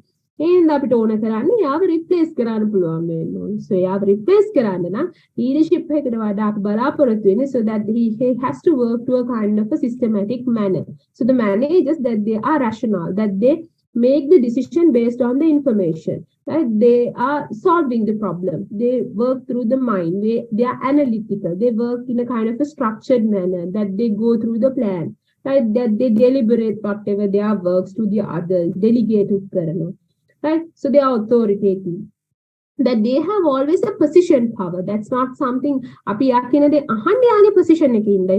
If that they don't have that position, we don't listen to them. So that's the managerial position. So these are the characters of the managers.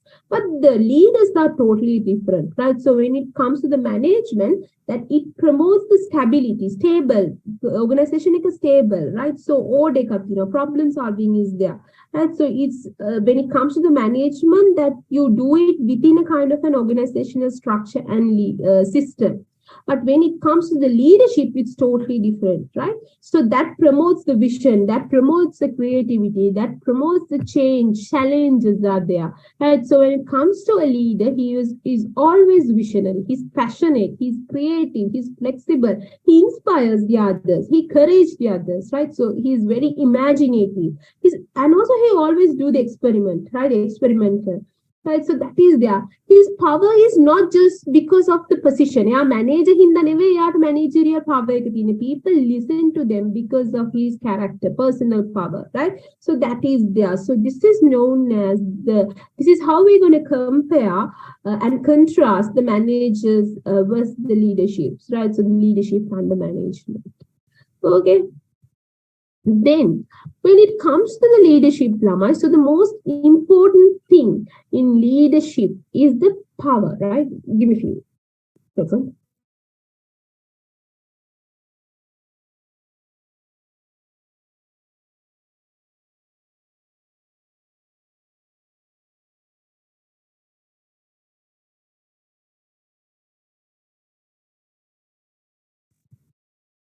So when it comes to the leadership, Lama, so that the leadership, what was the definition of the leadership? So we said that your capacity to influence the people to achieve goals, right? So that was there. So particularly for the leaders, that is there, that you have to influence them to achieve the organizational goals in effective and efficient manner. So the effective and appropriate use of influence, so the power, so that is really crucial for the leaders, right? So when it comes to the leaders, that influence කරන්න කොහොමද පුළුවන්? ඒ මොකක් හරි power එකක් තියෙනවා. So this power is the base item, I would say, the epicenter of the leadership, right? So the power is the epicenter of the leadership. So effective and appropriate use of the power is the crucial thing to be a leader, right? So one way to understand that how the leaders get things done is to look at how they get the power, right? So what is their source of power? So how they get this power, right? So the power, in a sense, that the potential ability to influence the behaviors of others, right? Sometimes when it comes to the power and the influence, that we feel it like synonyms, but the two are basically different, right? So when it comes to the influence, so that is the effect of a person's action. have on the attitudes and the beliefs. But anyway, that there is a kind of a little difference between the power and the influence. For your level, it doesn't matter. But remember, when it comes to the people, so in order to identify the leaders who are there, right, so you should understand, you should look at how the power come, right? So how, from where the power come to these leaders, right? So when it comes to the power, so the power might come from the position as well as from the personal characteristics, right? අපි කියන power එක එන්න පුළුවන් විදි දෙකක් තියෙනවා. There are two ways, right? So the one is that you through the position, the other one is through the personal characteristic, right? So the position, in a sense, if we just think about a traditional manager, conventional manager, so the power comes from the organization. So the organization structure is there, and you tell that who report to who. හරිද අපි කියනවා එක manager කෙනෙක්ට span of control කියන්නේ the number of people who report to a particular person, right? So the structure is there. So then the power is described in the organizational structure. So the manager's position itself give him or her a kind of a power. So the power to reward or give the punishments or so on, right? So this is known as the position power. Right? Make it up again, a position power. On the other hand, you have the personal power. Personal power that is contrast to the external sources of position power, right? So in contrast to the position power, so the personal power that is always come within a particular person, right? So internally, that means just because of his knowledge, just because of his personal characteristic, it's not just because of the organizational structure, right? So the personal power is there. To give you examples, so the first we'll talk about the position power. So when it comes to the position power, Lamai, there are three types of positional power. So the first one is the legitimate, then the reward, and the coercive power. මේ තියෙන උඩ තුනම අයිති වෙන්නේ positional power. මේ යට තියෙනවනේ දෙකක්, මෙන්න මේ දෙක අයිති වෙන්නේ මොකටද? Personal power, right? So when it comes to the these three, right? මෙන්න මේ තුන, so you have the positional power. So if you just think about these three, right? This is for the personal power, these two personal power. So first we'll talk about the first one. So that is the legitimate power. Right? So the legitimate power, in a sense, so the power coming from the managerial position. So whenever your managerial structure or your organizational structure, you say these are the managers. So these are the people who report to these managers. So they have this power, right? So the power coming from the managerial position in organization. Right, so when it comes to the authority, so that is always granted through the organizational structure. So this power is known as the legitimate power, right?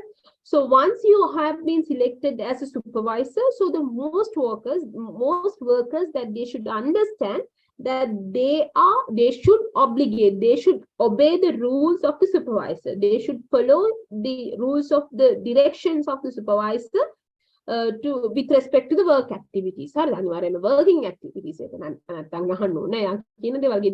Right? So the work activities, so you have to obey their rules. Right? So the subordinates, so the workers that they accept this source of power as legitimate, and they should obey their rules. So this is known as the legitimate power. Right? Then the next one is the reward power. So the reward power is also a kind of a derivative power of the legitimate power. So it's a part of position power. So when it comes to the person, a manager who has the reward power, right? That means his authority to provide rewards to the other employees, right? So manager, that sometimes that they have access to the formal rewards like increments, promotions, bonuses, right? So that they are the people who approve these stuff. So this authority is known as the reward power. People listen to him just because of his reward power, right? So that is there. Network problem kiwe mageda.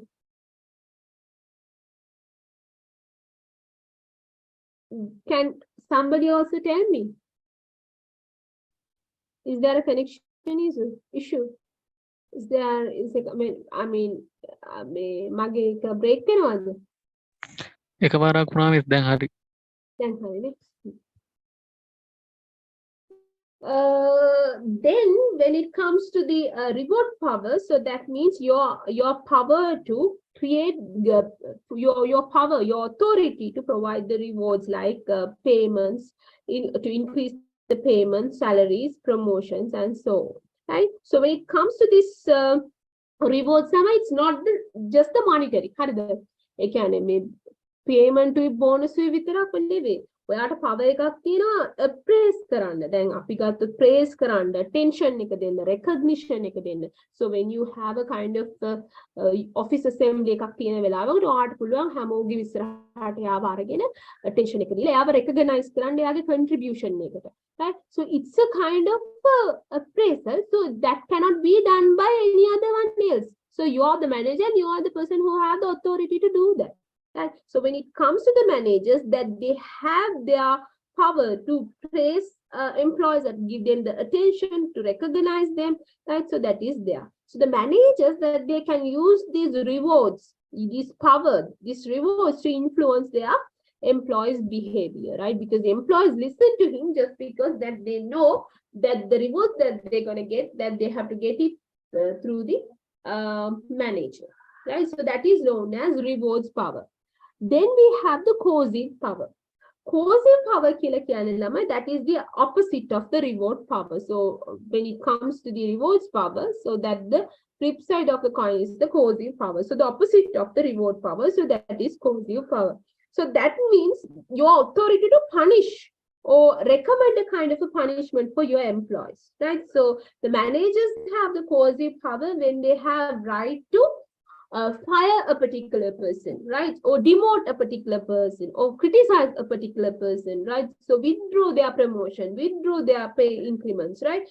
So that is known as coercive power. For an example, if you just think about a particular person, that he might be a salesperson, he does not perform as expected level. So his sales manager, that he has the coercive power to criticize him, as well as he can put a negative letter in his file. So that might definitely hurt his chance for salary raises and to get the bonuses, right? So that will be a problem. And so that is known as the coercive power, your authority to punish or recommend punishment to others. Okay. So now we are moving towards the expert power. Right, it's a personal power. Personal power. So far, we have discussed about the power that comes from the position, from the organizational structure. And those powers are known as the positional power. Now, the power that I'm going to talk about is the personal power, the power that comes from the within the person, right? Internal sources, right? So that is known as personal power. So the first one is the expert power. So that means the knowledge, right? So the power that is resulting from the leader's special knowledge or a particular skill that you have achieved through your life, your task, right? So that is known as expert power, right? So when the leader is the true expert, then people or the employees, that they will definitely listen to their managers because of their superior knowledge. Because we know that he have been working there for 20 years and he knows everything within the organization.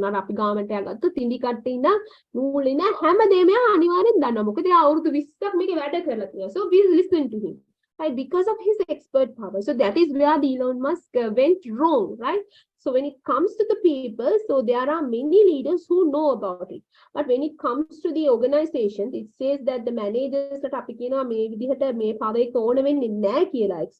expert power. When it comes to the top managers levels, we feel like that the leaders may have lack expert power, because when it comes to the other employees, that they know more about the technical details than the top managerial level. But it's not always true. If you look at the most of the top managers, most of the successful top managers, you can see that they have a kind of a very sound expert knowledge. So as I said you before, the best example, Jack Welch, Sundar Pichai is there, and also Satya Nadella is there, right? So when it comes to those people, that they have a kind of very superior technical skill too, right? So that is their expert power.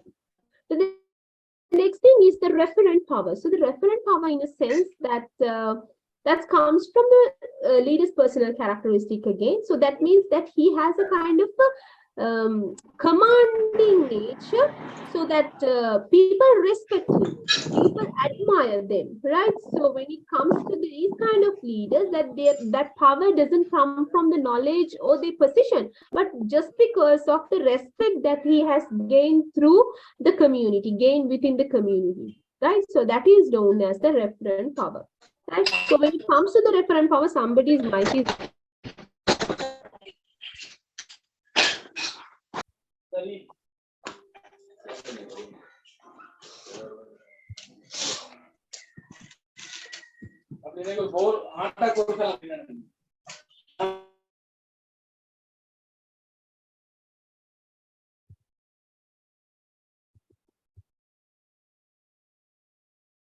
okay. Mama හැමෝම mute කරලා දැම්මා. ඕන වෙලාවට මම අයින් කරන්න. So when it comes to the referent power, so the referent power means that, as I said to you before, that the recognition or the respect that he has gained within his community. So when it comes to the referent power, so that is most visible in the area of charismatic leadership. We'll talk about charismatic leadership later. So if you just think about the social and religious groups, right? Samana api cardinal කියන ඒවා අහන්නේ, සමහර කට්ටියගේ religious අපි දැන් අහන්නේ ඒ කියන දේවල් වලට මිනිස්සු ගෞරව කරන respect එකක් තියෙන. So that's there, right? So when it comes to this, it's known as a referent power. For an example, we often see that the charismatic leaders who emerge and gain a kind of a tremendous following based because of their personal power. If you just think about most of the actresses and actors in Sri Lanka, celebrities in Sri Lanka, so rather than they do their main profession, now they have a kind of a YouTube and the blog base, just because now they have a kind of a followers, right? So they have a following base because of their personal power that they earn lot, not from their major profession, that is through these YouTube videos, right? That is there. So it's their referent power.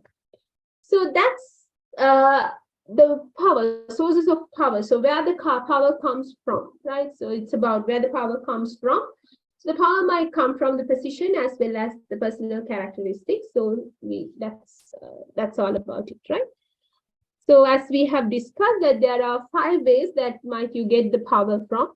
So the first one is the legitimate power. So the manager's authority resulting by the management position in the firm. So the reward power is also a kind of a derivative of the legitimate power or the position power. So that is based on the manager's ability to give or withhold the rewards. So the causal power, in a sense, that is based on the ability to punish your employees. The expert power, in a sense, that the skills and the knowledge and the experience that you have within a particular technical stuff, right? So that's skill. So when you have the power just because of this knowledge, it's known as expert power. People listen to you because of your knowledge, experience, right? And then on the other hand, we have the referent power. So that means the people respect you, that there is a loyalty and admiration. So that is known as the referent power. Okay. Then we are going to talk about the leadership models, right? So when it comes to leadership models, right? So initially, Lama, when it comes to the people, right? So when it comes to the people, when they were describing about the leaders, when they were researching about the leaders, the first model that they described was the trait model. So when it comes to the trait model, Lama, so that the managers, so that was early effort to understand the leadership success. So that is focused on the leaders' personal characteristic or the traits. අපි කියන අපේ traits කියලා. අපි ඉපදෙනකොටම අපිට අර තියෙන values ටිකක් තියෙනවා. So these are the traits. Right? So when it comes to the traits, that they are different from the personal characteristics of the leaders, like intelligence, values, and the self-confidence, right? So when it comes to the early research, right? So when it comes to the early people, the early researchers, that they focus on the leaders who had achieved a level of greatness, right? අපි දැනගත්තනේ අපි ගත්තේ Abraham Lincoln අන්න ඒ වගේ අපි level of greatness එකකට ආපු මිනිස්සුන් අඳුර ගන්නවා, right?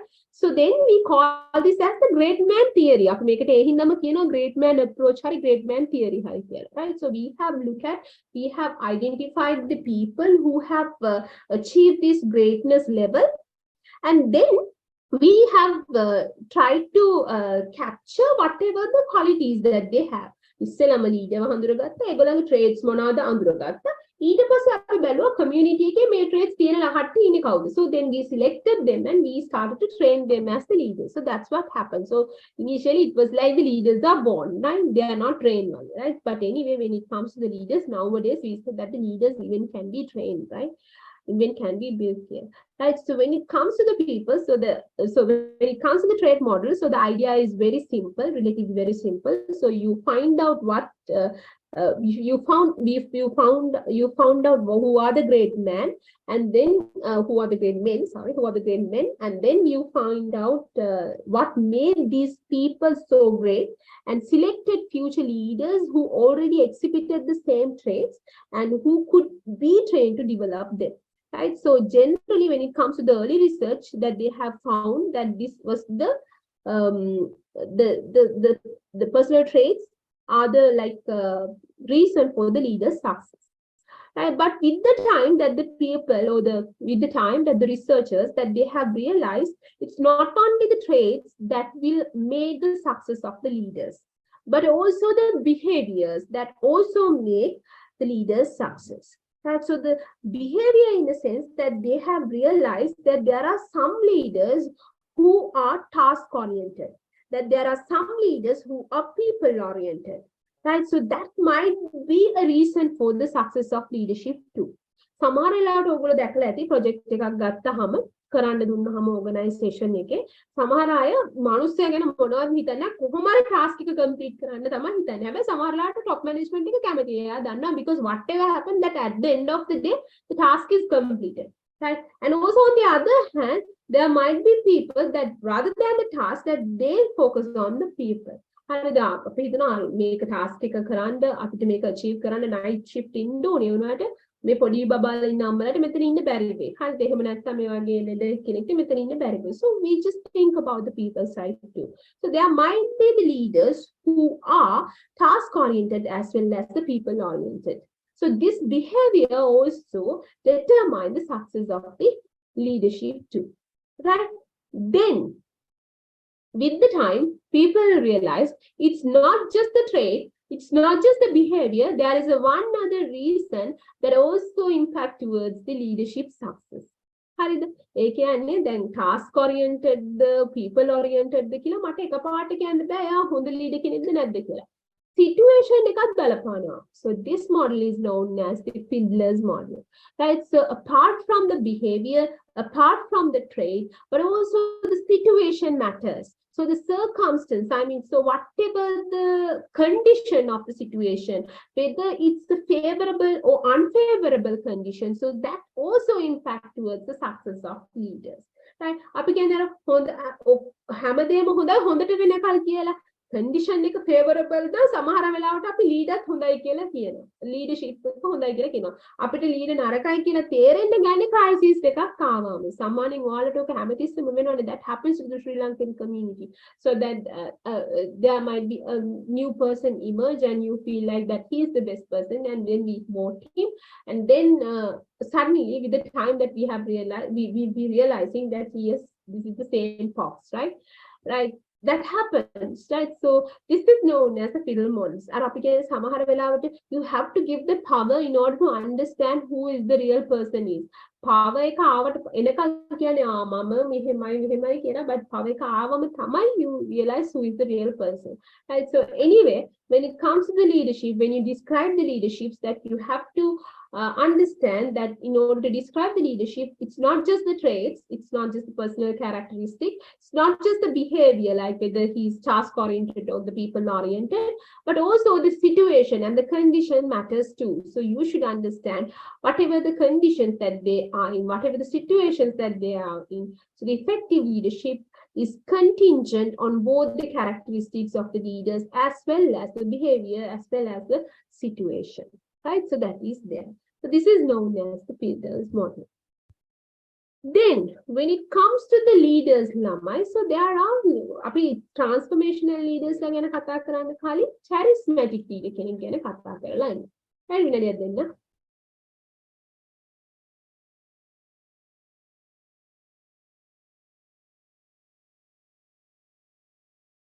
comes to the when we're talking about the charismatic leaders, charismatic leadership so leadership we can divide the leadership into two categories: transformational leaders and the transactional leaders. The transactional leaders, in a sense, those are the conventional leaders, that they have a system and they work according to the system. They are more authoritative, that they use the position power, personal power can never use positional power. Right? So they are known as the transactional leaders. So when it comes to the charismatic leadership or the visionary leadership, right? So this leadership goes beyond the transactional leadership techniques. Right? The charisma kila kiyane api charisma kila kiyane so that you have that fire within you, that you can ignite your followers, you have that energy, you have that commitment, you're producing results above the beyond, right? So that above the beyond whatever the duty that has been given to you. So this is known as the charismatic leader, right? So when it comes to the charismatic leader, that they have the ability to inspire and motivate people to do more than what they would normally do, right? So whatever the obstacle happen, whatever the personal sacrifices that they do, that they try to do it, right? So when it comes to the charismatic leaders, so when it comes to that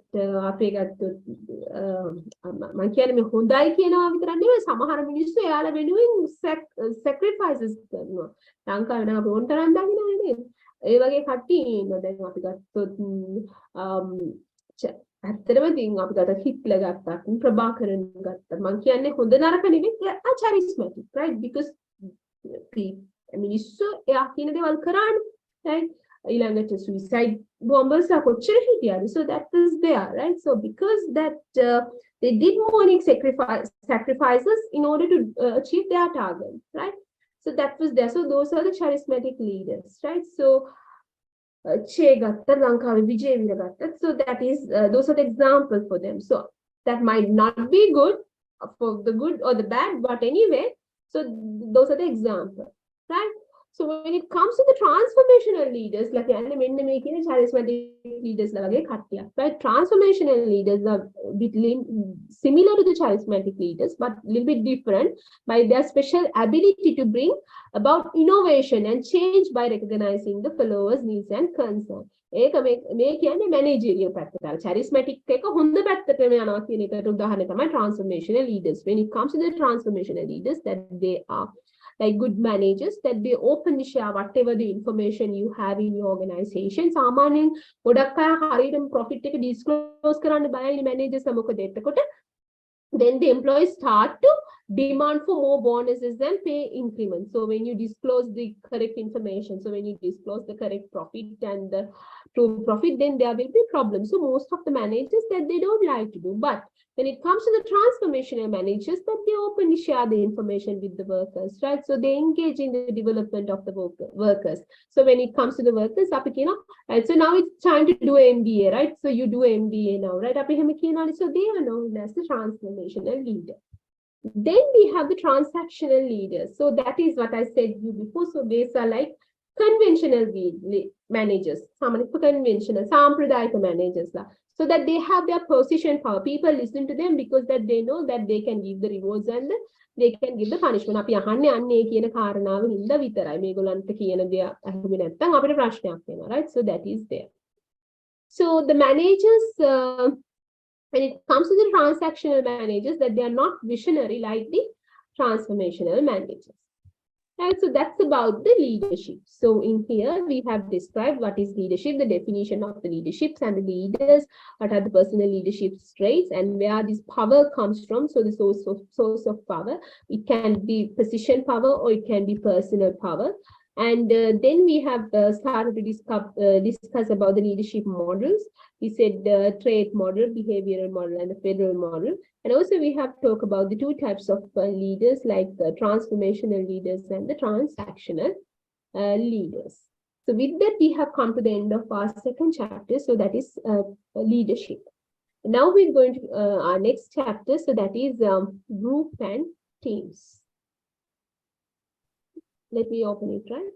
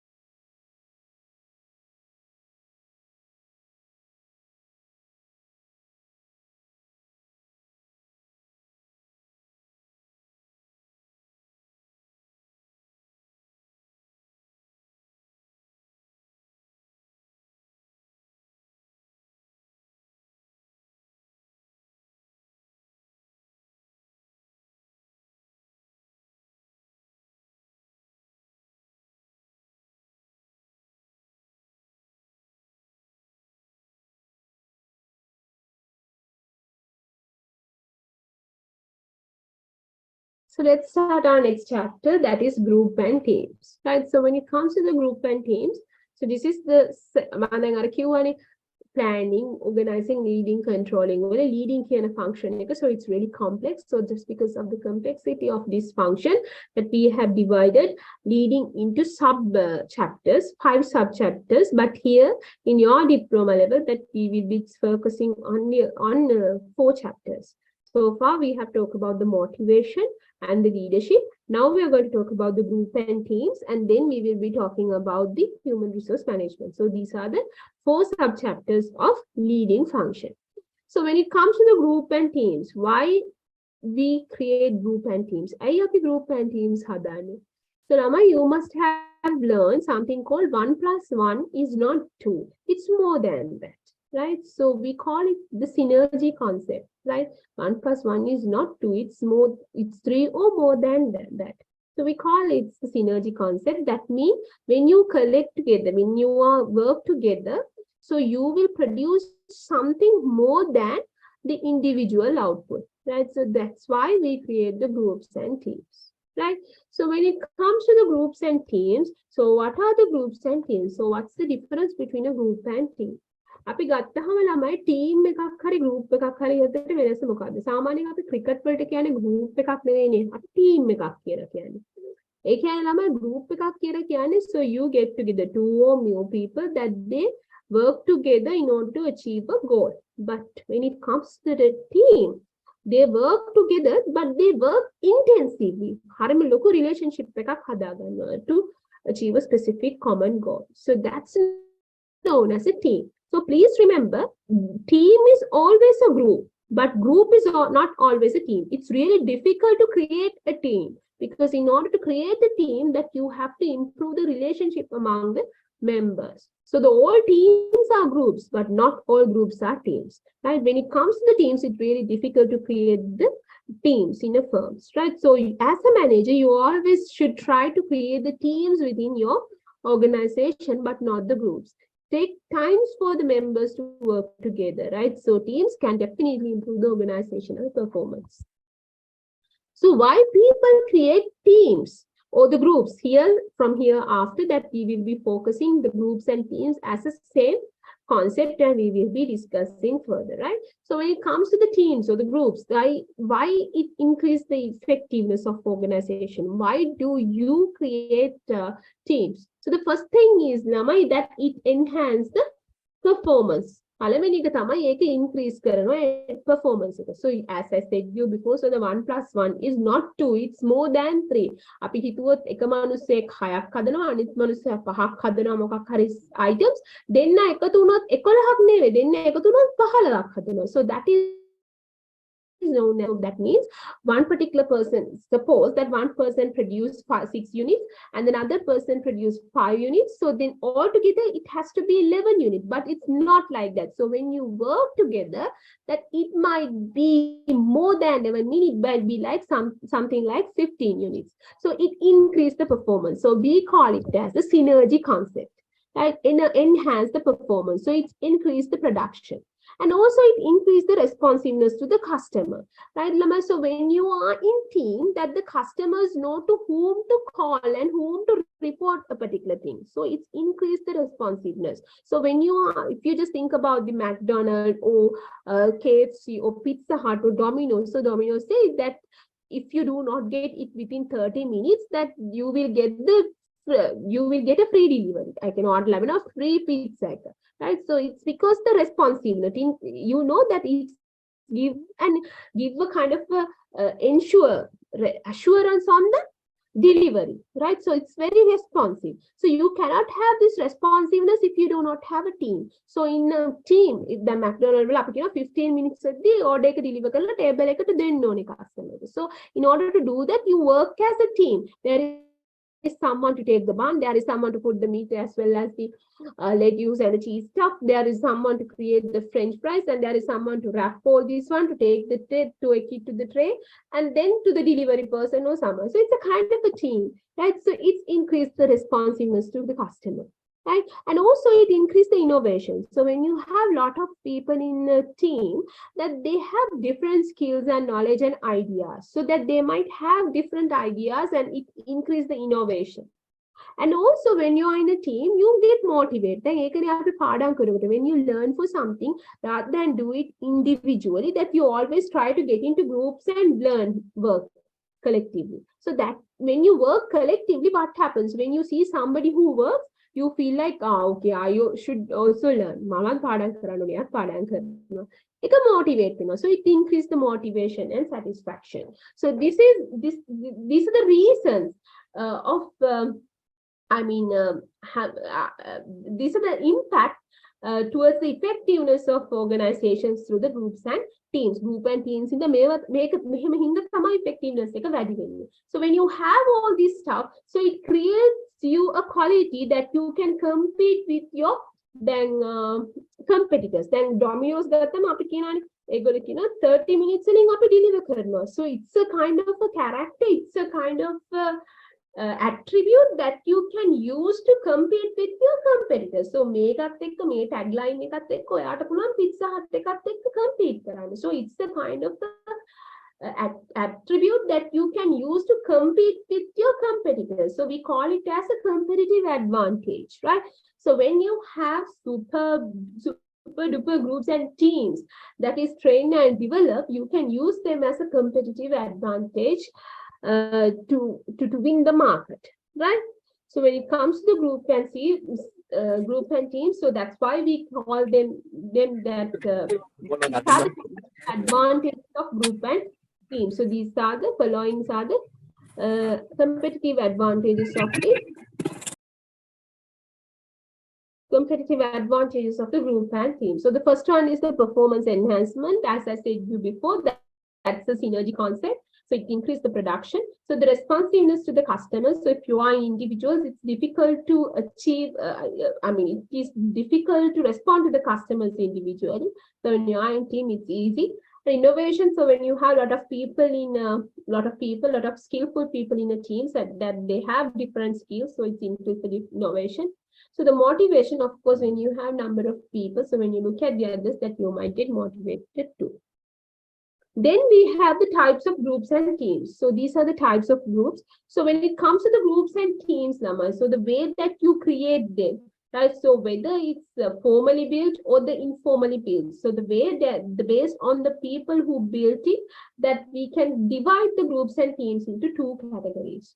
Formal group in a sense that the managers or the structures, so the groups are created that is based on the organizational structure. So we call them as the formal groups. So the informal groups in a sense that these groups created by the co-workers, the workers for their interest. So they are not formal, that is not governed by the institution or the organization. So that is known as the informal group, right? So the groups and teams are like that. So when it comes to your WhatsApp group, it's a kind of an informal group actually. Formal group එකත් ඒක උනාට හැබැයි මම ඒකයි කියන්නේ ඒක informal කරගන්න එපා. ඒක formal කරන්න අපි admin කරන්නේ නැති වුණාට පස්සේ there shouldn't be unnecessary stuff in that group, right? So that's there. Formal group in a sense that අපේ email group එක ගත්තම it's a formal group. So whatever the messages that is delivered by our email to your group, so that is formal. So that is administrated by the university administration.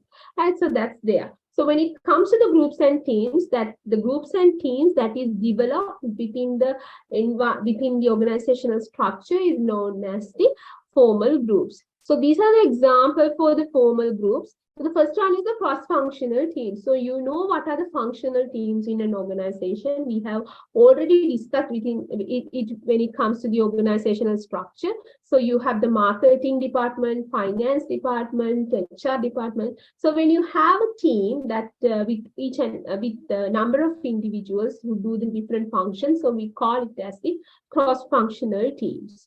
And then you have the top management team. So if you just think about the board of directors, so the top managers get together and that they create the board. So then we call as the top management teams. Then you have the self-managed team. So the self-managed in a sense, sometimes you might have very skillful employees so that they need not to be supervised. අපි ඒගොල්ලන්ව supervise කරන්න ඕනේ නැහැ. So only thing that you have to do is that they should be given with the task. They know how to do it. Right? So we call them as the self-managed teams, right? They are very skillful. Right? So අපේ IT team එකකට දෙන්නේ task එක විතරනේ දෙන්නේ කොහොමද කරන විදිය කියන එක ගැන අපි කියන්නේ because that they don't. Right? And apart from that, you have cross-cultural teams. So if we just think about most of the multinational companies, that they have employees from different regions like South Asia and East Asia, and also Western America, Latin America, and then you might have Europe, that there might be different people comes from different regions. So when you have these people that they have different cultures. So when you have a team with different cultures, we call it as a cross-cultural team. And then you have the research and development team. So when you are building a new product, when you're developing a new product, so you will be studying this lesson in marketing. So how you're going to develop a new product, so that there are lots of steps to be taken. So in that case, it can be given to a separate team. You cannot new product එකක් develop කරන්න අමාරු හින්දා අපි ඒක දෙනකොට team එකකට දෙන්නේ ඒ research and development team එක. Right? And also you have the command group. Again, if you just take the organizational structure, you know, when it comes to one manager, that there are a number of people who report to a particular manager. මේගොල්ලෝ ටික එකතු වෙලා එක team එකක් හැදෙනවා. අපිට කියනවා මේ මෙයාගේ team එක. So we call that it's a command group. Right? It's a command group. So the number of people, the people who report to a particular manager, that they get together and create team, we call it as a command group. Then you have the task forces. If you just think about the steering committees in your organization, that they are examples for the task forces. So when you have a particular task, that you can create a team to make that particular task. Right? So that is known as the task force. Ek complete karama, team එක dissolve කරන්න පුළුවන්. So that is there. So you can dissolve the team once the task is completed, you can dissolve the team. Right? So that is there. So these are the examples for the formal groups. Then on the other hand, you have the informal groups. So that is those. Oh, yes. Madam, can you just elaborate this? What is R&D teams? Please, can you please again? Okay. So R&D team means research and development. They are the people who do research and the development stuff, the new innovation. So when it comes to the most of the companies, that the marketing and the R&D together. But when it comes to some of the companies, that they have separate department for the R&D. And in that case, that you create R&D teams, research and development teams. So when you are developing new products, when you develop a new products, normally we give that responsibility to R&D team, because that they are the people who test this idea. So when the idea comes, that you have to test this idea and you have to produce this product. You have to take this into the market and you have to get their feedback. So that's there. So there are a lot of activities to be done just before develop or commercialize this into the market, new product into the market. So those things can be done through the R&D team. So that is known as research and development team. I hope you got it, right? So then, right? So then we have talked about the formal groups. Then when you're talking about the informal groups, so those are the groups that is created by the workers. So when it comes to the informal groups, that the one such example is the friendship group. Right? Friendship group right? So up here party events, so we get together and we just create a trip. The friendship group diploma. So that's known as a friendship group. We don't mind it because that's a friendship group. It's an informal group. Right? So that's there. And then you have interest group. So the interest group, in a sense, some of the people that they have same interest. Then we got the Islam society, Catholic society, Buddhist society, university. So that's the interest group. So if you just think about the people who play tennis, people who play badminton, hockey, that they create a team for that particular stuff. And so it's known as the interest group, right? So that is not something formal, but created by the workers. co-workers. So when you, as a manager, so you should have an idea about this interest group specifically, because you know now that you can provide these stuff and motivate people. අපි දැන් හිතුවොත් ඒගොල්ලන් tennis ගහන්න කැමති නම් table tennis ගහන්න කැමති නම් යාර ඔෆිස් එකේ ඔයා ස්පේස් එකක් හදලා දුන්නොත් හොඳයි ඒගොල්ලන්ට ඒකට interval time එක කරන්න break time එක, because it breaks the monotonous and it increases the enthusiasm towards the work too. And so that's there. So it's a kind of an informal group. Right? So these are the formal and informal groups. So when we're talking about the first we'll talk about the formal groups and teams. So these formal groups and teams that is created by the managers to meet the firm's goal. So the first one is the cross-functional team. So the members from the different departments like marketing, finance, HR, operations, manufacturing. And then you have the cross-cultural. So that means the members from the different culture. So the European, American, and then you have Asian. So the cross-cultural. And the R&D, research and development team, so that you can use these teams when you create new products. And then you have the top management team, so that they are the people on top. So the best example is the board of directors, that they are the people who develops the plans for the entire firm. So the firm's direction is depend on this team, right? So then it comes to this, it's really important. So the command group, in a sense that the members report to the same manager, that they get together and create groups, and we call them as the command groups.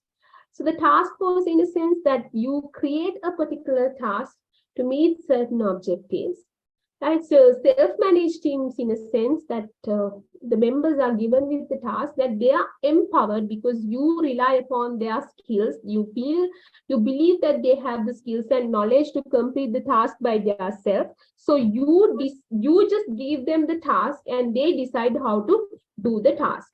So that is known as the formal. Those are the examples for the formal groups and teams. Then we'll move towards the informal groups and teams, right? So when it comes to the informal group and teams, so these are the groups that is created by the workers to meet their needs, right? The first one is the friendship groups, right? The friendship group, in a sense that it is made up of employees who enjoy the company. Right, so they get together and they create it to pass the time actually.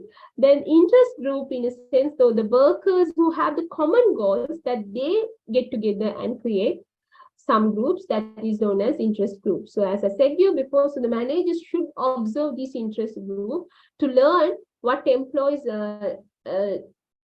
feel as important, right?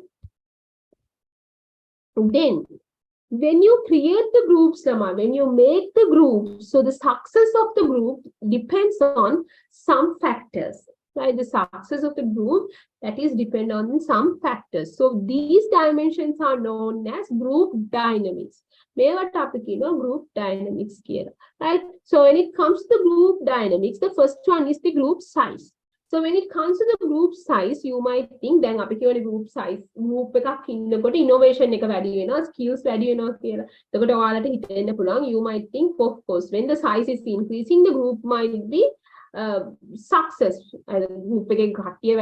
success but it's not true, right? So that from certain amount after that, the group might not success, right? So when the size is increased, the reason is when the size is increasing, so the relationship might be decreased. We don't know even who are the members of this team. So then the social loafing might happen. Social loafing, so when you are in a group, you know that there are a lot of free riders. You will learn when you are given with some of the group assignments, right? So if you have done something in your life, you can recall your memories, right? So when it comes to the most of the group assignments, when you have a lot of people in it, that you feel okay, mama karena taraya karena kila kiena arandi hadena kandali kiena mama dana tu mama hitna yada antimna mukutne watura vitarai bonne. So that is known as so free riding. Yak eke mama pahana bala ganne yanawa ekena mama yage karana eke mama shape එක na karaganne yanne. A concept eකට we call free riding or social loafing, right? Social loafing. So that might happen when the size increase in a group. So when you have a group, so always recommended size is like 5 to 10 or 15, because that it has to be in control where you can create the relationship among the group members. So the group size. So that's all, that's really important to have a successful team, right? Then the group task. When it comes to the task, that how you're gonna interact with each other. So your relationship depend on the task interdependency. ඒ කියන්නේ දැන් අපි assignment එකක් හදනවා කියලා හිතනකො හිතනකොට අපි මෙහෙම assignment එක හදන්න යන්නේ මෙහෙම. අර අපි කියන එක එක members වලට, so you give your input. ඔයා introduction එක හදන්න, ඔයා methodology එක හදන්න, ඔයා මේක හදන්න, අපි ඒක එකතු කරලා මේ assignment එක හදනවා. But the person who wrote the introduction, he doesn't know about the methodology. Person who made the methodology doesn't know about the introduction. or no assignment එක හදනවා. And also we make the, it's like this. අපි කියනවා හරි ඔයා introduction එක හදලා එවලා මට දෙන්න. මම methodology එක දානවා. මම objective එක දාලා යවනවා. මෙහෙම මෙහෙම එකින් එකට යවනවා. So then here little bit interdependence is there. එහෙම නැත්නම් ඔක්කොම කියනවා හරි අපි ඔක්කොම බලමු introduction එක හදලා හැමෝටම යවන්න, right? So there is a high interdependency. So these are known as the task interdependency, that there are අපි මේවට කියනවා pool, sequence, and there are a lot of other stuff, but here we are not going to talk about these styles. අපි මේකදී කතා කරන්නේ නැහැ. styles කියන්නේ අපි සාමාන්‍ය degree level එකේදී ඒක කතා කරන්නේ. So we will be talking about those stuff in the degree level. So anyway, when you have the task interdependency, right? So if your task interdepend on the other's task, then the group act cohesively. It can strictly අපි එකට එකතු වෙලා වැඩ කරනවා. task එක interdependent වුණා. Right? So that is there. Then the role. When you are in the role, lamai, so even though you have when you are in a team, lamai, right? So even though it comes in a form of a collective work, collective output එකක් විදියට වුණාට, so you should be given with the roles, designated role. නැත්තම් responsibility එකක් දෙන්න බෑනේ. You cannot give a responsibility. මොකක් හරි task එකක් කරලා නැති වුණාම there should be a person to take the responsibility. If not, that there might be a lot of free riders in the group. Right? So the role is something really important. So you have to set certain behaviors for the group members, that what you expect from the team. Right? So the role has to be given. And the next thing is the group norms. How does this stand? Rules and regulations are that you have some of the norms within your groups. අපිට කියනවා අර මෙන්න මේ විදියට අපි එකතු වෙනවා හැමදාම house එකට. So we will be there for 2 hours, right? So these are the rules. So when it comes to the group norms, so you share the rules that the members should follow. And so these are known as the group norm. Then when it comes to the group number, so how you're going to make the groups or the teams? So it's not easy to make the teams or the groups, right? So that there are certain steps that is linked to each other, right? So loop to loop steps are there that you have to follow in sequence, that there are 5 steps that you have to pass in order to create a team, right? So that create a team as well as complete a task, right? So we'll see those stages now. Then so you just think about your group too. Right? So the first thing is the forming. Forming means that now you're creating your group, right? So WhatsApp group to create, right? So you get to know each other and you know that what is your goal. So you get to know each other and you create your group, right? So that is known as forming. Then the next one is the storming. Then now you just created your group, and there are a number of people who comes from different region, different provinces, different districts, that they speak different languages, that they have different customs. So now the different ideas are there that is based on their background. So there might be a lot of conflicts that happens within your group. So we call it as storming. Storming here. So the members are a lot disagreeing. Now, if you can remember last week when I was translating the stuff, that somebody said that do not speak in Sinhala because that they can't understand it. So of course it's granted, because that they had a doubt that when I speak in Sinhala whether they're going to miss something because they don't understand. So then I had to resolve the conflict, because I had to tell them that no, I'll be translating whatever the things that I'm going to tell in English, right? So if you don't understand the Sinhala, it doesn't matter, because you will be getting it through the English languages. This is for the goodness, the betterment of the majority, right? Because I know the majority in the group that they do understand Sinhala because the country's the main language is that. I know because most of the Muslim people, even I have dealt with many Muslim people that they speak Sinhala far better than us, right? So I know them, right? So that's there. So the storming in a sense that there might be many conflicts. So you have to resolve them. So that as a manager that you might find different people who comes from different regions as well as different origin, different languages that they speak and different customs are there.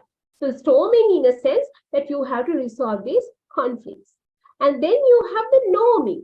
Norming in a sense දැන් ඔන්න ඉතින් conflicts ඔක්කොම ඉවරයි. දැන් ඔයගොල්ලෝ අඳුරගෙන තියෙන හා මෙයා මේ වගේ හරි මේක මෙහෙමයි මෙහෙමයි කියලා අඳුරගෙන. So now you create relationships. So now you close you create ties between the group members. Now you are helping to each other, right?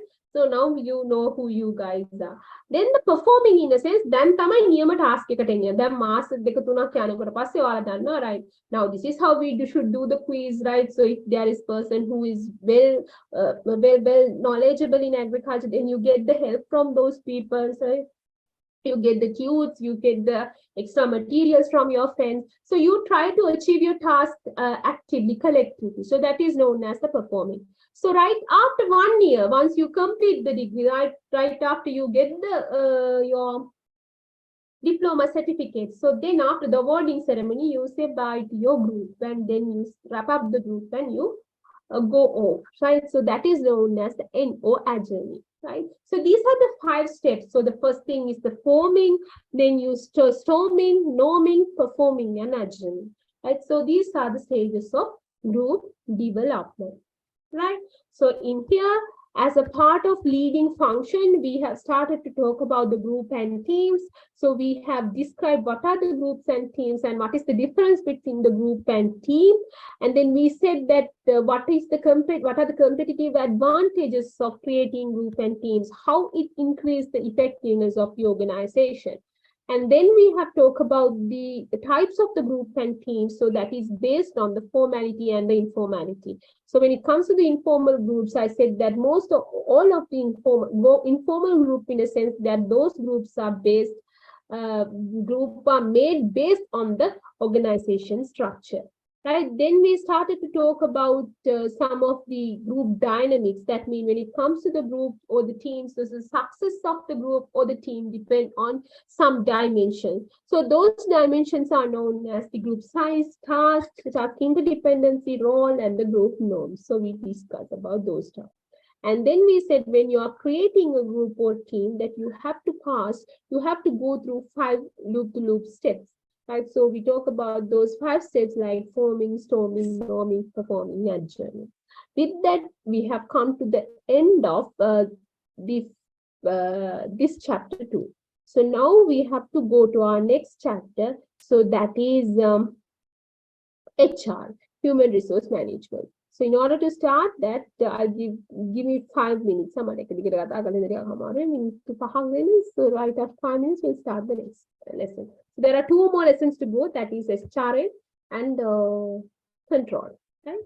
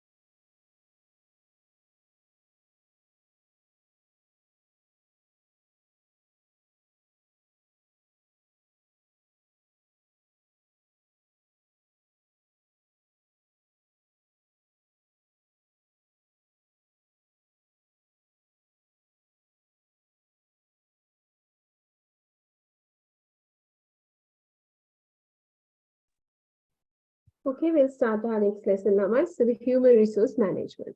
So when it comes to the human resource management, so that means, as I said to you before, so you have to lead the people, right? So when you lead the people, there are certain activities that you have to do within your organization. So that deals with the human resource. So that's why we call human. So the people is a resource, right? So it's an input, right? So when it comes to the inputs, we say that the most important, the crucial resource in an organization is the human, right? So when it comes to the human resource, so how are you going to manage it? So that comes with the leading part, because most of the functions that you have to do in leading, so that deals with the human resource management, right? So in here, human resource management, you know that how vast this subject is. So this particular chapter is really, really, if you're going to talk about the chapter, so it's really complex, that it's really big.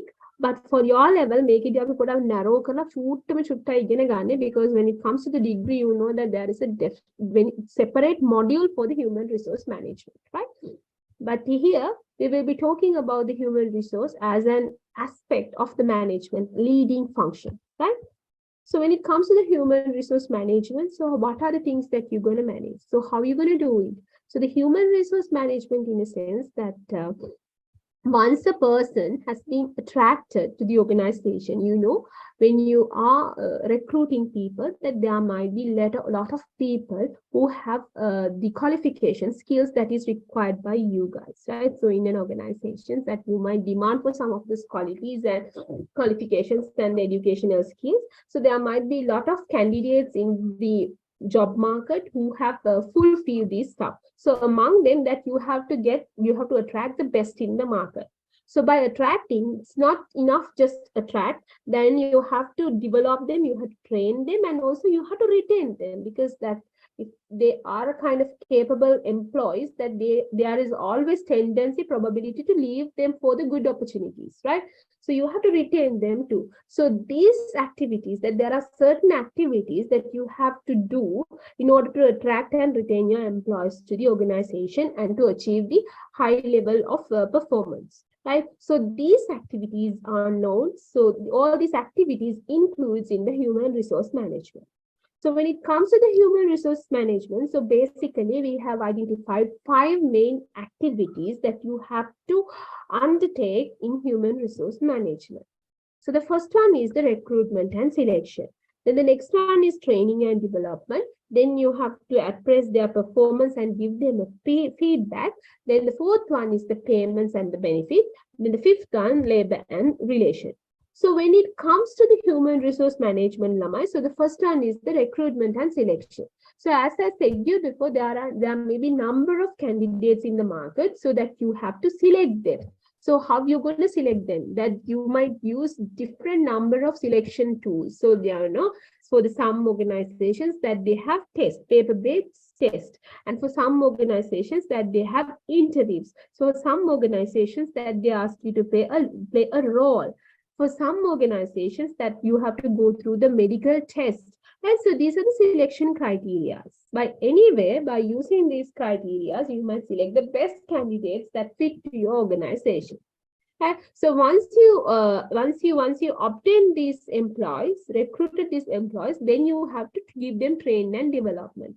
අපි අර කියන්නේ induction program එකක් දෙනවා, අපි කියනවා මේකයි මේකේ culture එක එහෙම කියලා. ඊළඟට අතරතුරදී ගත්තට පස්සේ විතරක් නෙවෙයි මැදදීත් you have to develop them. So whatever the training that is they are lacking, you have to identify and you have to provide them. So the performance appraisal and feedback, in a sense, when they work in between, that you have to appraise their performance. So that has to be taken, and you have to make your payment and the benefits, bonuses, increment, everything based on their performance appraisal. So most of the organization, when they do the performance appraisal, that they use this 360-degree performance appraisal method. ඒ කියන්නේ හැම පැත්තෙන්ම අහනවා. ඔයා මේ employee නා ඔයත් එක්ක deal කරන හැමෝගෙම අහනවා. Customers ලගෙන්, co-workers ලගෙන්, supervisor ලගෙන්, from everyone. So you talk to everyone and get an idea about your ඔයාගෙන්, right? one-to-one එකක් ඔයාගෙන් ගන්නවා, right? So you ask from everyone. So then you appraise his performance. You check whether he has achieved his targets or whatever the problem that they have. So whether they need much training. So based on the feedback, you think about whatever the training and development to be given and the payments and benefits. And so you think about the benefits and the payments, increments, the bonuses, whatever the things that you should give to them, give him.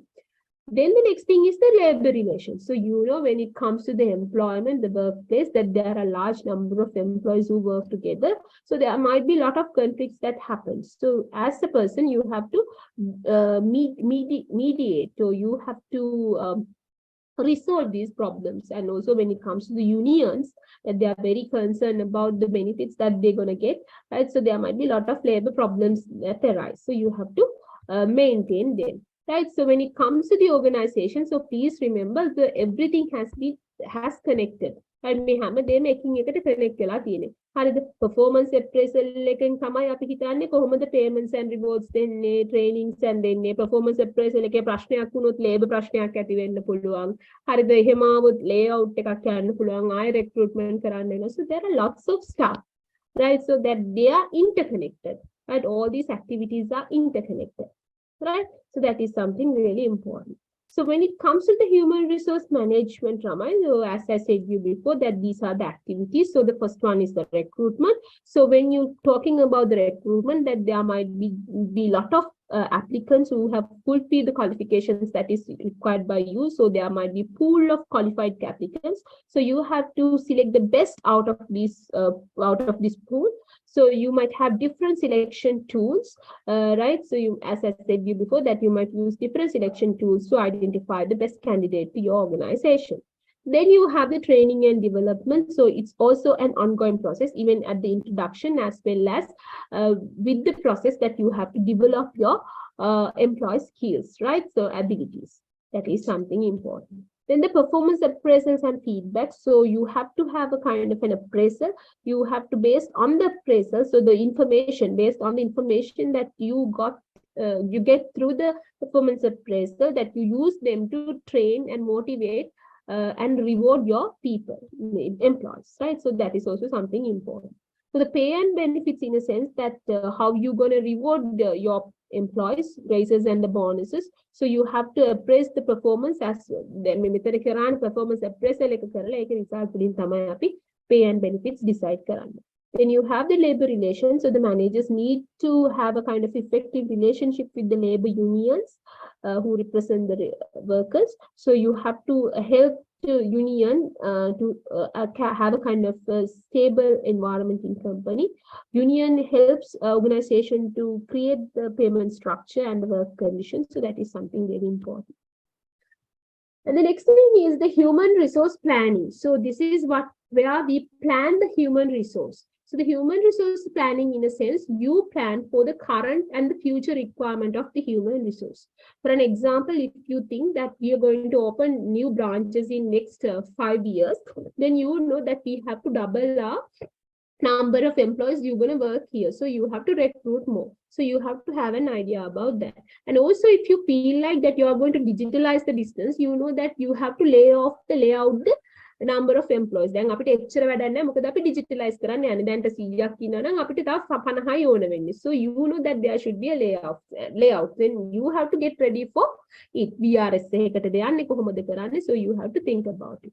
Right? So the HR planning, in a sense, that include all the activities managers do to forecast. They can own expectations, forecast the current and the future human resource needs, right? So when you should do this just before you do the recruitment and selection, right? So you have to forecast the demand and you have to think about whatever the qualifications that is required by the organization. So whatever the skills that you are lacking, right? So then you have to think about the market. So when it comes to the market, if you feel like that there is a lacking supply of employees, that you have to look for the options, other options. සමහර වෙලාවට අපි අර outsourcing වලට යන්නේ. අපිට සමහර වෙලාවට කරදර වුණාම we goes to the outsourcing, right? So outsourcing, in a sense, so the managers, that they can decide to contract with the outside workers rather than taking them into the organization. So when it comes to the most of the organization, they feel that it's a burden to have the employees who do the peripheral services. Again, a primary function එකේ නැතුව දැන් අපි හිතමු අපිට ඕනේ IT functions, cleaning functions, අර වගේ helping functions තියෙන supportive functions ඒවා අපිම දාගන්නේ නැතුව අපිව outsource කරනවා. දැන් අපි ගත්තොත් cleaning staff එක, security staff එක. So most of the time we outsource them because we feel that it's hiring them is a kind of a extra burden because you have to control them, you have to pay them the salary, you have to do them. So rather than do everything that you can outsource them from outsource company. So what you have to do is that you just make a payment for the outsource company. That's it. No ETF, EPF from your end, right? So that's there. So outsourcing, it's something interesting. So interesting and easy for the managers. So the managers that they can decide to contract with the outside workers rather than hiring them. So outsourcing is really flexible for the firm and also the low cost. But when it comes to the outsource, it's a kind of a problem for the existing employees because that they feel okay, one day that the organization might replace my work also from the outsource. Contractors. So most of the time, the unions that they don't like this outsourcing concept, right? So because that they feel that there is a threat in the future. So that's the problem. So outsourcing is there. And also when you have outsourcing people, so that this loyalty and the trust issue is there. Because when it comes to them, that they are not committed to you, they are not controlled by you. Control control වෙනම organization. They respond to the other people. So then the commitment as well as the trust issue is really there. The software එක develop කරොත් ඔයාලට වැඩි ඔයා යාගේ අතේ තියෙනවට අමතරව එයාගේ තියෙන වෙනම relationship එකක් ඔයගොල්ලොත් එක්ක. So that's there. So it's a problem. And Excuse me. okay. Madam, since I am at the plantation sector, we also Yes. do some outsource, right? So that means, as an outsource issue, can't we fix a output and say this is the output we need from the outsource? Of course, definitely. So that is the one way of mediating the outsource problem. Of course, you can say this is the output that we want. So then you know the quality and the quantity that you should get. So you can control over the outsourcing problem. Right? So that's the one way. But anyway, this trust issue is also there, right? So when it comes to the software, sometimes you get the patent, but the company cannot do. Company is in out of control when it comes to this trust issue, right? So that they can leak the most of your private information to the outer parties, right? So that issue is there, but still you can control it into some extent with some precautions, of course. Yes, by using some actions, of course, it's well taken, right? So that's there. Then when it comes to the recruitment, lamai, so so now we are going to talk about the functions that we mentioned here. Then the functions we're going to elaborate it little bit, right? So here when it comes to the functions, so the first function is the recruitment, as I said you before. So when it comes to the recruitment, lamai, that there are two types of recruitment. So the first one is the external recruitment, the second one is the internal recruitment. So the external recruitment in a sense, so the manager is looking for the outside people. So the people who are outside from the organization, right? So most of the time, so you put advertisement on newspapers, and you have open house interviews. Sometimes you have job fairs in universities, or job fair you go there and see Indeed wageva, right? So these are the examples for the external recruiting. So you're looking for the external market human resource target karane. So the external recruitment is really difficult because that they are very new to your job. They don't know about your company, so you have to adapt them. But anyway, so that there is a chance because there are large number of candidates in the external market, right? So the external recruiting, so there are advantages as well as disadvantages of the external recruiting. And the next thing is the internal recruiting. Internal recruiting so just before you go to the outer market, external market, you think about the internal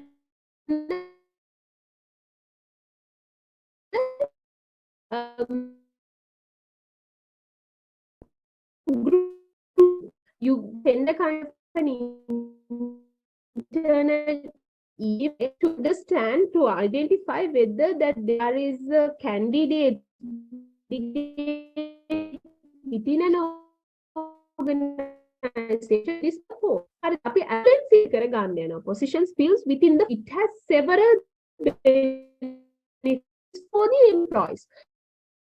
So you that okay, you are with many internal opportunities. You have more and more opportunities.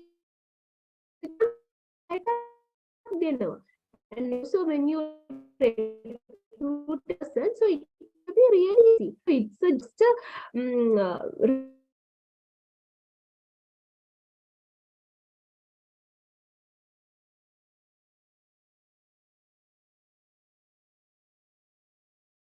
is that sometimes that you might not get the best person because when it goes to the external environment, you might be able to get the best person. But in internal case, that you might not be able to get the best person in the market, but still there are lots of benefits too, right? So when you are recruiting, the next thing is the selection. So how are you going to do the selection? So there are several selection tools you can use to select the candidates. The first one is that you can have a paper test. Test paper එකක් දෙනවා. අපි දැන් අපි කියන degree program that there is a paper test as well as interview. Right? So you are given the paper test. I've seen most of the banks that they when they select the management trainees that they have to sit for a paper test, and also that they have interviews too. So that the interviews too. And also sometimes that you might ask to do a performance test, right? You might be asked to do a kind of a presentation, performance, right? So the physical abilities test, right? You have to go through a medical test and get the approval. And also sometimes you ask for the references, recommendations from your supervisors and all this stuff. And also sometimes we look at the background information. We sometimes ask for the people who work with you guys, and we get the recommendations from these guys. අපි නිකන් background information ගන්න recommendation එකකටත් වැඩිය. ඒ කියන්නේ ඔයා references දීපුවාට අමතරව we just look at the places where you work, and we just get information about your background, right? So that's there. So these are the selection tools that you use. Or it might be a combination of these stuff, right? So it's not just the one particular tool, but when it comes to most of the organization, that they use the combination of these tools, right?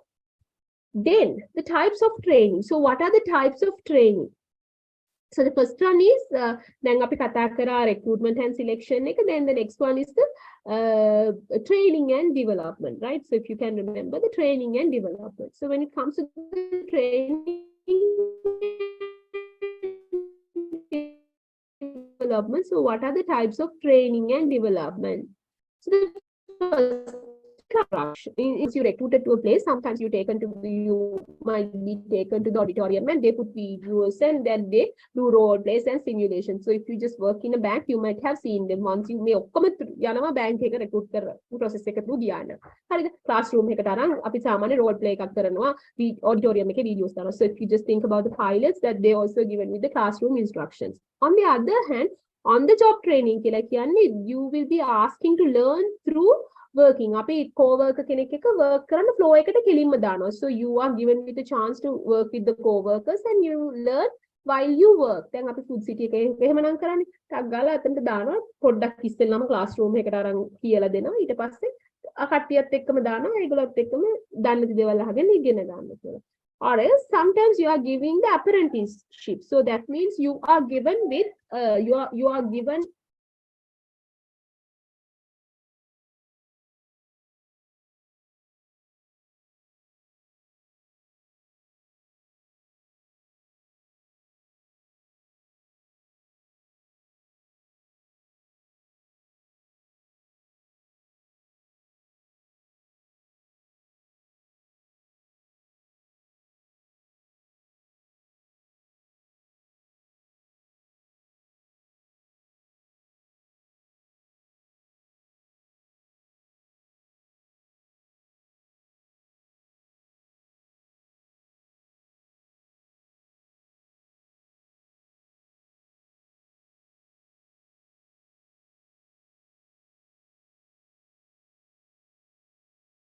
Okay, Raman. So when it comes to the on-the-job training when it comes to the apprenticeship, so that means you are given with a chance to work with a superior master worker.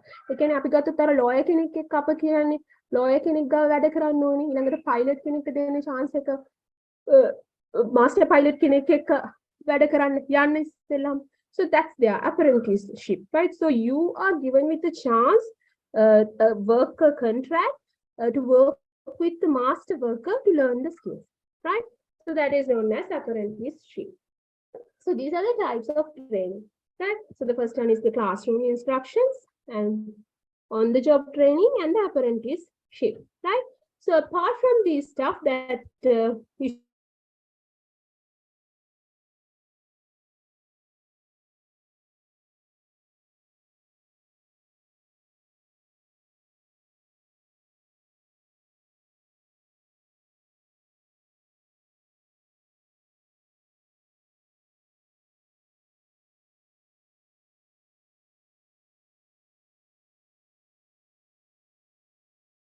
we have divided leading into main 4 sub-functions. So that is, the first one is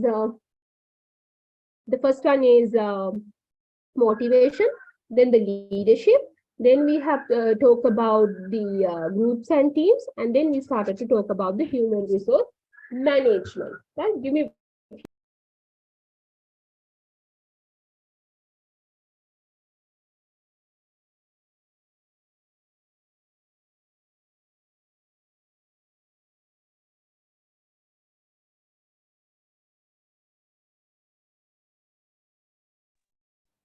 So under that, we have talked about the human resource management. So with that, we have come to the end of leading function. So what is the next function?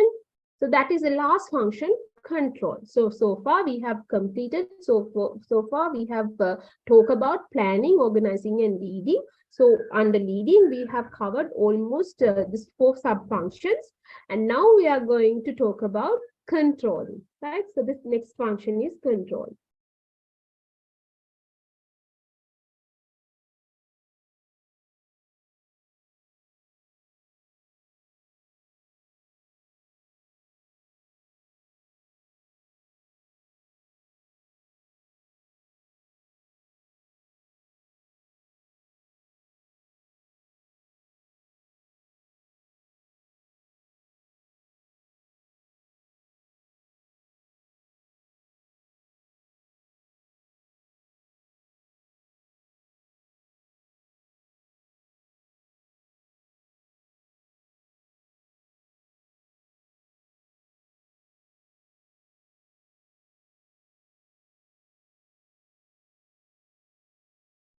Okay, let's talk about the organization control, right? So when it comes to the managerial functions, so the planning is there, organizing is there, controlling is there. So when I said, in order to make success in a particular activity, you should have a plan, you should have the willingness, you should make an effort. Review is also something very important. You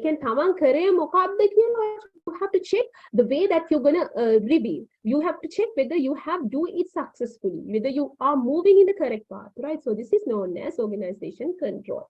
So let's talk about the control now. So the control in a sense that the managers, that they have to monitor, they have to evaluate whatever the production that you have done. So your inputs and output, whether you have efficiently convert your input into output, the quality of your product, how responsive you to the customers, right?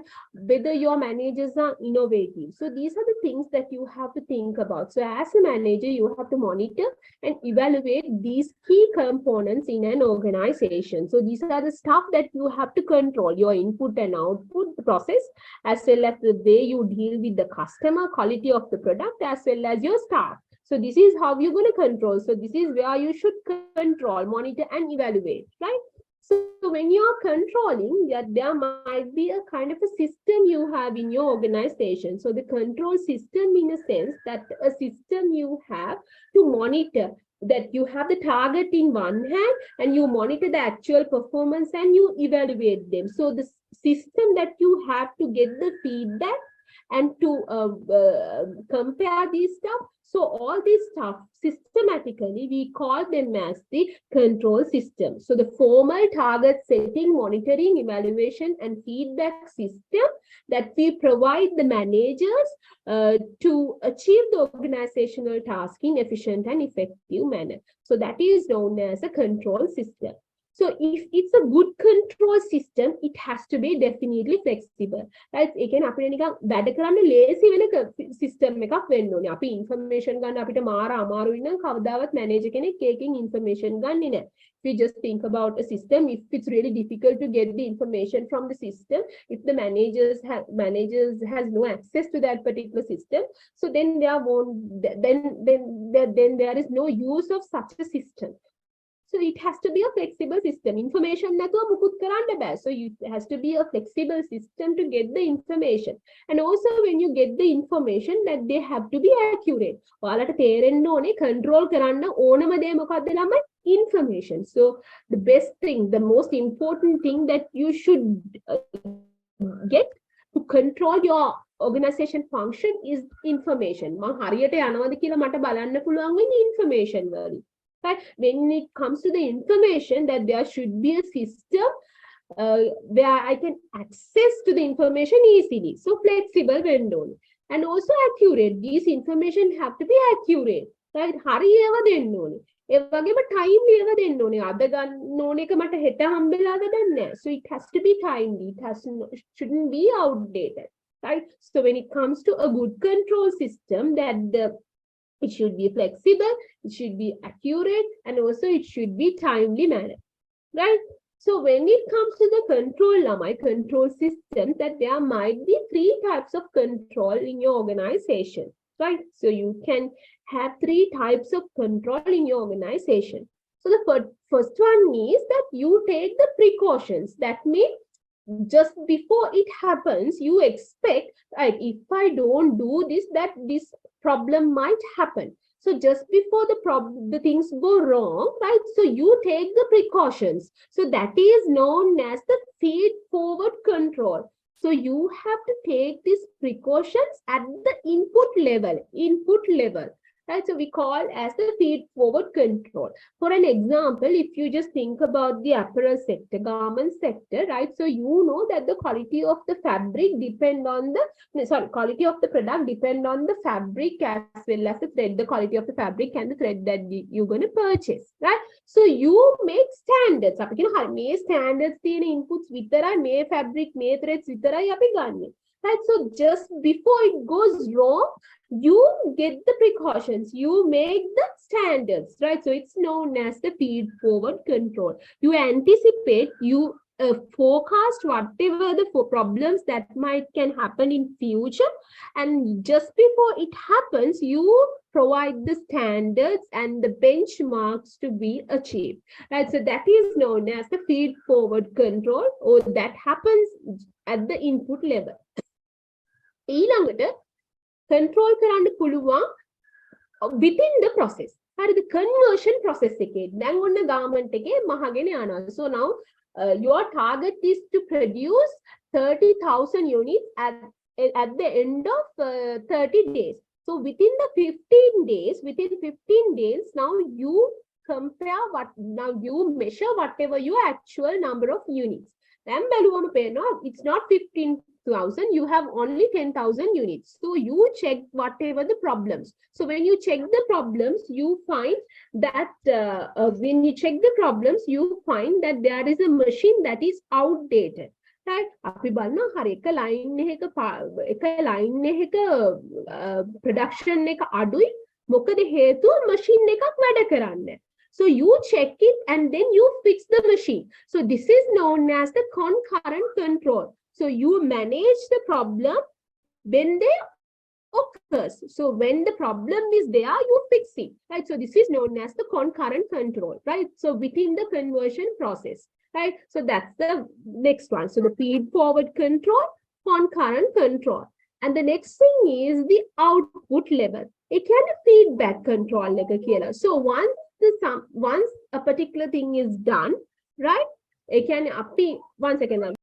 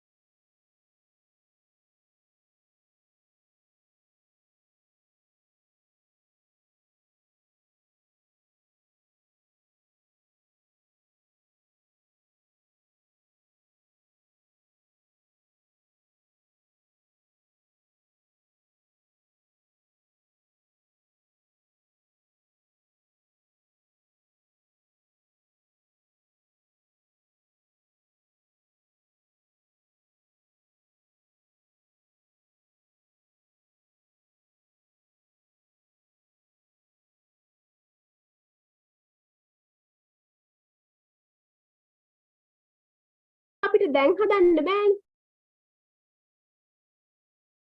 You call it as a feedback control.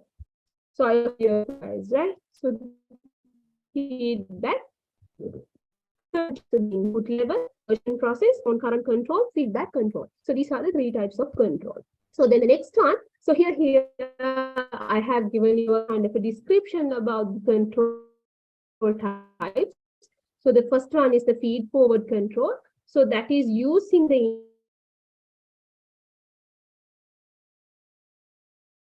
to take the precautions so just before it happens. So you give the specification for the suppliers to a particular input. So that is a kind of an example, right? So the concurrent in the sense that you give immediate feedback on how inputs are converted into output. So when the process is happening, right? So when the process is happening, it's not complete, half done, but half to be gone. Right? So then managers correct the problems as they arise. For an example, the next thing is the feedback. So you provide the information that right after it happens, so the output level, right? So you provide the information that the managers can use in future, right? So the customer reaction to a particular product is the kind of a good example. So once the customer response has been received, so you can use you can take the corrective actions in the future. Right? So that's about the feedback control. Now, so how you going to do the control process? Right? So when it comes to the controlling measures, right? So in your plan,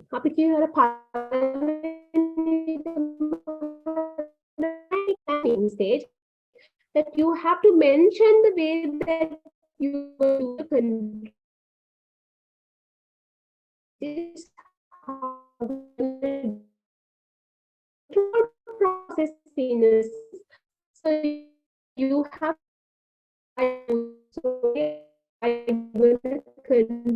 actions.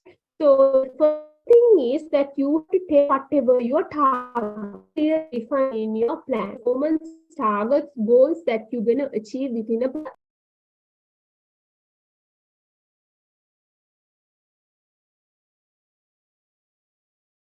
Measure the actual performance. You can measure the actual performance even at the end or within.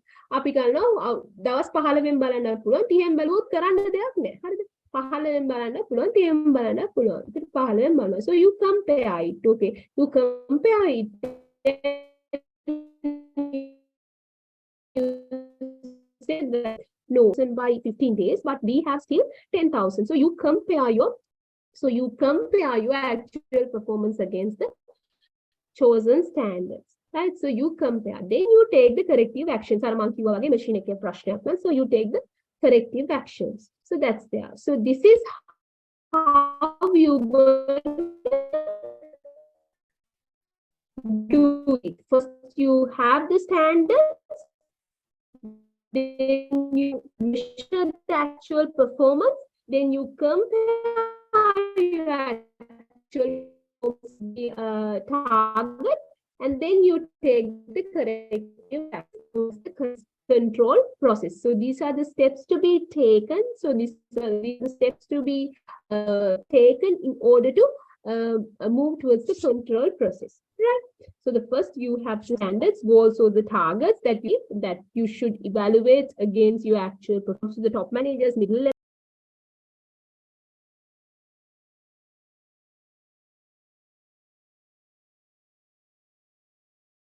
right? So if it's units list, දැන් අපි ගත්තොත් quality එක වගේ දෙයක් නම් ඔයාලා measure කරන විදිය දැනගන්න ඕන. Right? So when you compare the actual performance, against the chosen standards, right? So the manager must decide whether you are deviating from the actual one or not, right? So if you are deviating, you have to make the corrective actions, right? So that's there. Okay, then we come to something called organization culture. Organization culture ke kiyala kiyane lamai. So in certain organizations, you might see that there is a certain culture. So if you just look at the bank sector, so that is the best example. So if you just look at the BOC, People's Bank, Sampath Bank, Private Bank, sorry, Commercial Bank, NTB and HSBC, DFCC. So when you go through these banks, that you might identify that there are different cultures in these banks, right? Their dresses, the way they talk, and they welcome the customers, that they are different from one to another, right? So that is something to have a look. So when it comes to the culture, so that means the values and the norms and the behavior that is shared by the workers within a particular organization. So you can use this culture to control people, control your employees, right? So this is known as the clan control, right? So this is known as the clan control. So when it comes to the organizational culture, අපි දාන සමහර organization වල තියෙනවා හරි අපි අඳින්නේ මේ විදිහට. අපි මේ විදිහට dark colors අඳින්නේ නැහැ. checks අඳින්නේ නැහැ. හරිද?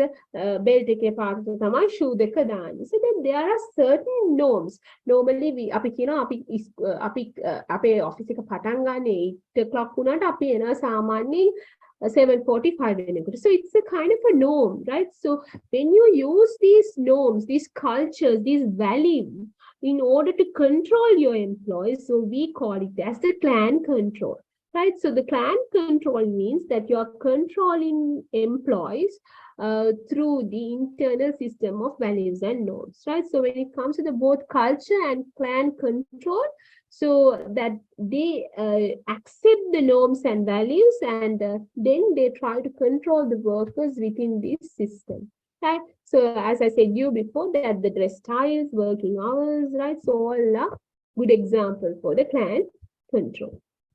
So when it comes to the organization culture, Lamai, so that is sometimes, it's a kind of a combination. I would say that's a composition. So most of the time, organizational culture that is made out of the values of the founder, right? So අපි දන්නවා organization culture එක හොයාගත්ත එක්කෙනාගේ values කියන ඒවා අපි organization culture එකට තියෙනවා, right? So if you just think about the Bill Gates values are there in the Microsoft. It's obvious, apparent, you can see it, right? So MAs ගත්තත් අමරින්ගේ values, they are in MAs, right? So when it comes to the values of the founders are there in organizational culture. So most of the companies that they value some of the innovative ideas of the engineers, and they like to recruit engineers because the values of the founders are there in the organizational culture. And also the socialization process.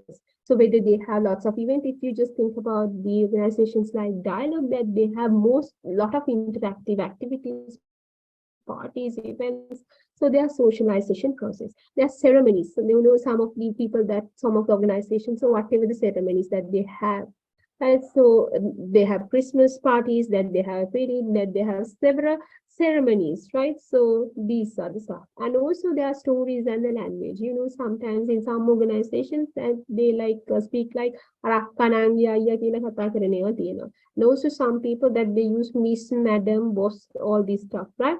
And in some organization, it doesn't matter whatever your positions that they call in name. CEO boss, so that's come from the European culture, right? So the organizational culture, so that's a composition of a lot of stuff, a lot of attributes that might be through the values of founders, socialization process, or stories, languages, and some of the ceremonies that you conduct, right? So these are the examples for the organizational culture and how it is made out of. So that's about the control, right? So with that, we have come to the end of the control. So in control, we discuss what is control and what are the aspects of the control, why do you do it, and what is the control system. So what are, if it's a good control system, what are the aspects of a good control system? And also we talk about the types of control. We talk about the feed-forward control, concurrent control, and feedback control. So then we say how the control process happens. So the steps to be followed in a control process. So the first thing is that you have to establish the standards. Then you have to measure the actual performance.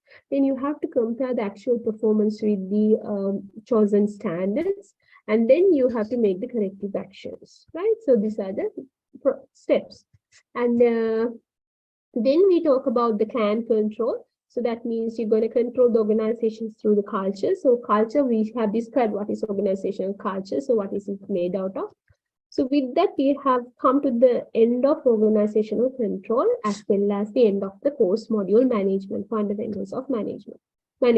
So when it comes to the fundamentals of management, if you can remember, we have covered basic concepts of the management, as well as we have given an introduction to the organization environment, because the environment has a kind of a huge impact towards the managerial decisions. And then we started to talk about the major organizational functions. And we talk about the planning, organizing, and then leading. Under leading, we have covered 4 chapters like human resource management, group and teams, motivations, as well as leadership. And now we have covered our last function, so that is control.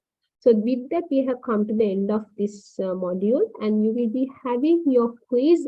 I'll give you little time. So I thought of giving 12 more days. It's more than a week.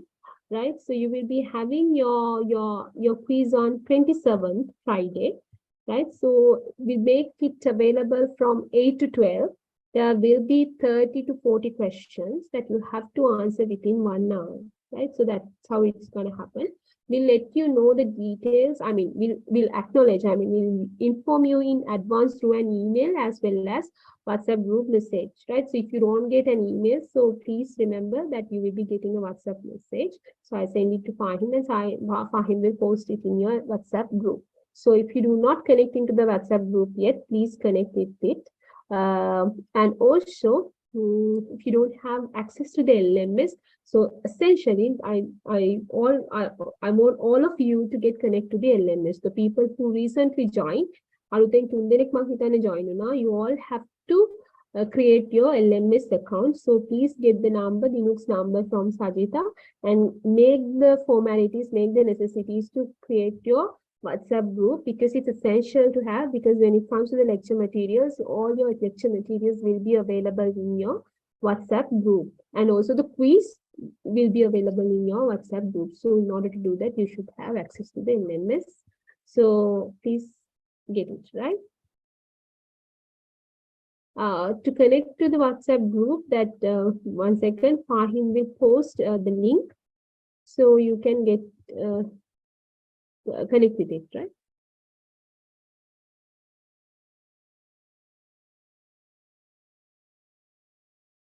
Mic on, ma'am.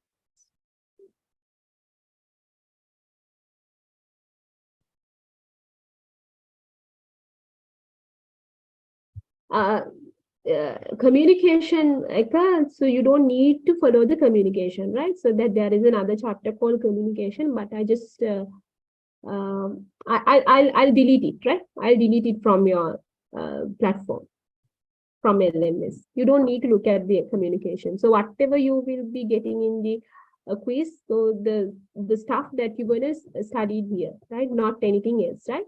So you don't need to look at the communication slides.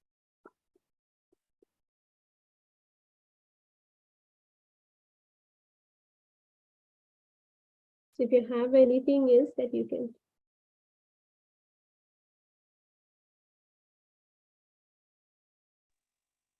Excuse me, madam.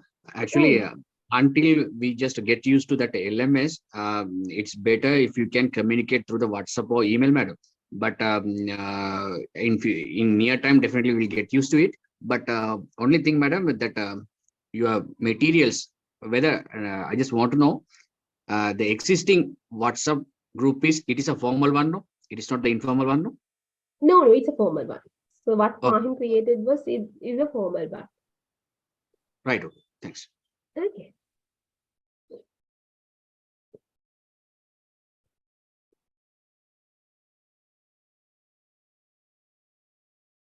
මේ mic on ma'am කියලා කිව්වේ මේ mic එක off වෙලා තිබුණාද නැත්නම් මම mic එක on කරගෙන අපේ ගෙදර කියන කතාවක් අහන්නද මොකක් හරි එහෙම එකක්ද නෑ නේද mic on ma'am කියලා කිව්වේ 9:20 විතර වගේ mic on කියලා තියෙනවා I didn't get it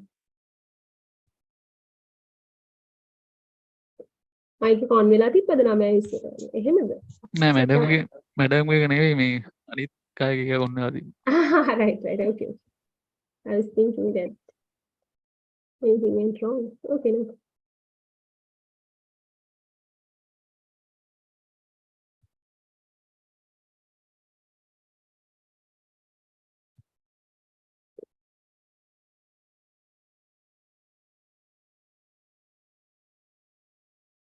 Okay, if you don't have any question, we can wind up the session. So please remember that I'll be doing another lecture which is known as marketing, but it might take time to do the lectures. I mean, so I'll be doing at the middle of this lecture series, like right after 6 months times. So just as the coordinator, I want to have a kind of a meeting with you guys. So probably right after the 2nd of February, because in these days we are a little bit busy with the awarding ceremony. So just because of that, I hope to have a batch meeting with the course director as well as you guys, because we should have a kind of I mean, to have a kind of a direction. I would like to give you a kind of a direction about the way that we go ahead and the way that things going to happen. So, and also we would like to have a feedback from you, how the things has to be changed and everything. So we'll have a kind of a little discussion. So that is after 2nd of February. So please remind me to have a batch meeting. And if you have any problems, so as I said you before, that there is a procedure that you can first contact Sajita for any problem, or else that if you have any matter, the most recommended way is that first put it into the WhatsApp group personally to the batch rep, that means to Fahim or somebody else, that I know that there are 3 more batch reps. So you can contact the batch reps and put a kind of a WhatsApp. Don't call them also, because we know all of us are busy with some kind of our day-to-day activities, day-to-day engagements, for and especially me. So with the family as well as the lectures as well as many other works, that I'm also very committed to more other works. So it's really better to text a message to the WhatsApp group. Then if Fahim cannot answer that problem, that he will definitely call me. So I'll be definitely answering Fahim's phones, because I have saved his number. When your messages come from different numbers, I might not to answer this, because there are 500 people in these external courses as well as from the internal courses, that there are thousand students who we deal with in our day-to-day life. So it might be really difficult to answer and attend each and every call, right? So you just pass the message to Fahim. He will definitely give the answer. If he can't, he will definitely tell it to me, and I will definitely give him the answer. And also, if you have any problem with regarding the administration and the management, please call Sajita. And if Sajita cannot answer the matter, then he will definitely direct it to me or the course director, that is Professor Veerapudi, right? So that's how the process go on. So there are lot of numbers on the website. Please don't call the other staff members. So this is strict rule. Please don't call any other staff members. So we are the people who are responsible for this. Either call Sajita, me, or director. So most of the time that there is a procedure to come. So first you have to call Sajita, right? So that he is the dedicated person for the assistance, right? අපි හැමෝටම වැඩ තියෙන හින්දා තමයි එයාව අරන් තියෙන්නේ. එතකොට ඔයාලා එයාට කතා කරන්න. රෙප් කෙනෙක් දීලා තියෙන්නේ ඒකට එයාට කතා කරන්න. right? එයාට WhatsApp message එකක් එවන්න. අරයට ඕනම වෙලාවක සජිතට you can call her. Right? So that's how it goes on. Please don't call any other staff members. You know that they are busy. Yes, quiz comes from the completed chapters. Yes. So far we have done 9 chapters. So you will be getting the quiz questions from those 9 chapters, right?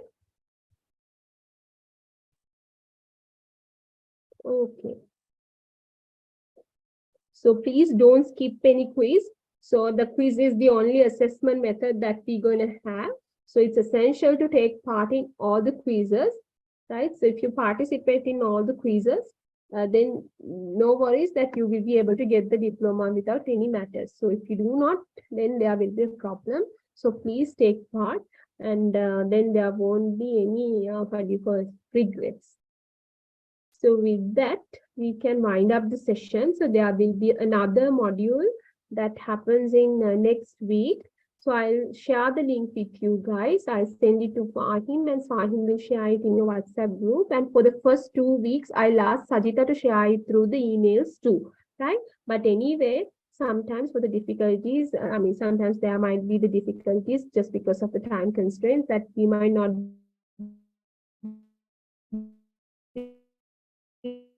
able to, the WhatsApp group, definitely we will be sharing the link in WhatsApp group, right? So that's about my end. So we'll send you the details about the next lecture in due course.